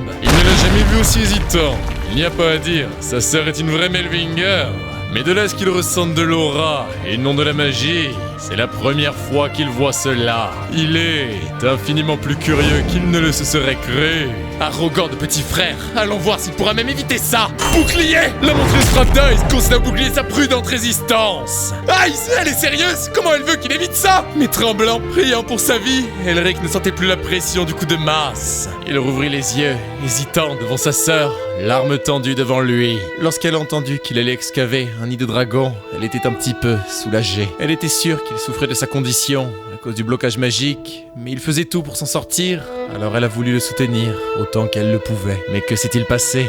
Il y a eu un incident et son frère qu'elle aime tant est tombé dans le coma. Il était comme disparu pendant des mois et des mois sans que jamais elle n'eut de nouvelles. Elle a appris à l'élection qu'il n'était en réalité pas dans le coma, qu'il était parti faire Dieu sait quoi avant de revenir en triomphe. Il ne lui a jamais écrit, il n'a jamais pensé à elle. 6 mois qu'elle a passé à prier pour qu'il se réveille. A-t-il idée d'à quel point elle était inquiète? Sa sœur a toujours été surprotectrice. Elle le réprimandait à chaque fois qu'il faisait quelque chose qu'elle percevait comme dangereux. Elle a toujours été là pour lui. Il n'a jamais aimé ce côté d'elle. Il a toujours détesté sentir comme des chaînes à chaque chemin qu'il voulait prendre. Mais il a compris pourquoi elle agissait ainsi. Il y a longtemps qu'il a compris. Après que leurs parents soient décédés, il est devenu sa seule famille, sa seule et unique famille. Devoir s'occuper d'un enfant fauteur de troubles comme lui l'a poussé à devenir une adulte à un bien jeune âge. Il a trouvé les épreuves du sage de l'hiver. Voilà pourquoi il ne lui a rien dit. Il ne voulait pas l'inquiéter avec ce rêve qui est sien, de refaire des Melvingers ce qu'ils furent. Pour être honnête, il y a bien des fois où il pensait que cela était futile. La famille Melvinger est déjà tombée. Y avait-il ne serait-ce qu'un but, à partir en quête de puissance? Mais après avoir fait front à tant de difficultés, une pensée a traversé son esprit. Le monde a besoin d'eux. Peut-être qu'il justifie sa propre avidité par ce pseudo-altruisme, mais devant les missions du sage de l'hiver, et plus récemment ce qu'il a vécu chez les Nerester, il a raison. Du moins, c'est là en ce quoi il croit. Il faut faire honneur au nom des Melvingers, comme leurs ancêtres qui ont mis leur vie en jeu pour le bien de l'humanité. Il se doit d'être à la hauteur de ce que leur époque présentera comme obstacle. Il va devoir partir pour le Grand Nord, là où le sage de l'hiver lui confia que s'y trouve son prochain devoir. Elle a raison, elle doit savoir. Ainsi, il le lui dit. Il va compléter chacune des missions qui lui seront confiées. Mais qu'importe le danger, il reviendra vivant. Il reviendra toujours à elle pour faire honneur à ses sacrifices. Il continuera jusqu'à ce que leur maison, le monde, chacun des endroits où il posera pied, brille comme les étoiles. Les larmes d'Aïs tombaient à chacune des paroles de son frère avant que ne vienne un sourire. Il peut partir, mais elle lui fracassera le crâne s'il part sans un mot. Quoi? Elle a ruiné son moment, là, non? Mais à l'arrière, Méphisto restait muet. Il y a de quoi être déçu. Elle aurait pu lui taper dessus un peu plus pour lui. Il aurait aimé qu'aujourd'hui soient ses funérailles. Malheureusement pour lui, il est encore loin d'avoir sa confiance. Plutôt, il a parlé avec élégance, digne de son titre de duc. Comment pourrait-elle croire en lui, après tout ce qu'il a fait? Pour sûr, les humains sont sentimentaux, pour des choses bien triviales. La nuit bien avancée, là, il se tenait, devant l'eau reflétant l'éclat des étoiles. Dans ses mains, une boîte, marquée des ailes de l'alcyon maudit, une sombre statuette de platine noire, dissimulée en son cœur, pour la résurrection de leur seigneur, Azazel. Le vol d'un aigle comme seul signe de vie. Voilà ce qu'était là, le quotidien du seigneur Melvinger, depuis 3 longs mois. Mais à peine l'oiseau passé, au-dessus du génie, qu'il piqua en trompe sur ce dernier. Le mirage des éclats dorés s'activa, s'éprit du volatile, qui ouvrit ses serres afin de se poser sur le bras d'Elric. Il apprend vite. Il ne pensait pas qu'il maîtriserait l'œil du mirage si rapidement. Mais d'une vitesse impossible, Auguste frappa bien qu'Elric contesta. Il maîtrise également parfaitement l'instinct prétat. Il a appris tout ce qu'il pouvait apprendre ici. Désormais, il sera plus rapide pour lui d'enrichir ses techniques à travers de vrais combats. Alors c'est enfin terminé. Ils vont lui manquer. Dieux qui vont lui manquer. Et il se rappelle encore de ses débuts. Il n'est pas prêt d'oublier. Un disciple aussi insolent. Ont-ils, eux, oublié à quel point ils l'ont torturé au nom de l'entraînement? Cela dit, il a énormément appris grâce à eux, ses maîtres. Il essaye de flatter leurs vieux égos. Il a dit qu'on comptait partir vers le Grand Nord. Qu'il n'oublie pas de leur ramener un souvenir. Un souvenir? Bah tiens, pouvez-vous le mettre là où je pense? Il espère ne jamais les revoir. Mais bon, le temps passe vite, hein. Restez en forme, vieux débris! Patron, ça ne vous rappelle pas le bon vieux temps? L'époque où on parcourait le monde avec Seth. Chaque jour était une nouvelle aventure. Un temps où ils étaient pleins de vigueur. Et maintenant, ils passent leurs dernières années isolés de tous et de tous ici. Qu'est-ce que ça te dirait s'il était ici? Ils se paieraient leurs tronches en leur répétant qu'ils ne font qu'attendre que l'on vienne creuser leur tombe. Pour l'amour de Dieu, c'est lui l'ancêtre. Bien dit, ils ont tout le temps devant eux. Enfin, surtout lui. Il n'est pas sourd. Bref, comment a-t-il pu partir en laissant de si bons maîtres derrière lui? Tout ça pour braver le Grand Nord en solitaire. Foutu disciple, jusqu'au bout ils vont devoir lui enseigner les bonnes manières. Il lui laisse les droits à elle. Merci, merci infiniment. Il lui fait pleinement confiance, c'est normal. Elle lui a préparé un convoi pour son voyage dans les contrées du Nord. Il est à l'entrée, prêt à partir. Il s'occupera des formalités avec l'académie et tout le reste. Qu'il voyage en toute sérénité. Elric c'est de Sean que t'achètes une véritable fanatique de dragon. Il n'y avait pas de meilleur donataire pour les droits. Par contre, il n'aurait jamais cru qu'elle serait aussi heureuse. En y repensant, les liens que les Melvingers entretiennent avec les Neresters sont fortement renforcés. Et à ce propos, il reste endetté à encore une personne. Isabelle lui a dit qu'elle le contacterait une fois arrivé à Carmille. Elle aurait pas oublié. Cette souillure de Paul est sincèrement en train de le vexer. Qu'importe à quel point il est devenu faible, il n'en revient pas qu'il croit qu'il en faille si peu pour le tuer. Il doit s'impatienter. Qui plus est, lui aussi été fortement affaibli par la perte de temps de ses hommes. De plus, il sait que si le lion bleu s'allie avec les Melvingers, sa position sera plus que critique. Eh ben, c'est qu'elle est intelligente, la petite. Ça fait plaisir à voir. Elle leur a demandé d'arrêter de la traiter comme une enfant. Ils vont l'accompagner, tous les trois, et mettre un terme à cet enfer. Il leur a dit que la résolution des troubles qui frappent les d'Argence lui revient. Le trois n'ont qu'à s'assurer de la sécurité d'Isabelle. Il rencontrera le duc de l'étoile radieuse et le remère, Syrah. Ils décideront après de comment s'occuper de son frère. Pourquoi Paul n'a pas encore été élu nouveau lion bleu? Il y a eu un contretemps, pas d'inquiétude, le plan demeure le même. Il croyait que cela aurait été simple comme bonjour, d'éliminer Herman compte tenu de sa condition. Mais il a fallu que la maison déchue des Melvingers n'intervienne. Quel tragique coup du destin. L'heure n'est pas à s'occuper des Melvingers. Il doit faire de Paul d'Argence le lion bleu sans plus tarder. Il tonne. Une fois chose faite, autant son corps que ses forces seront consumées. Azazel, il en saura gré.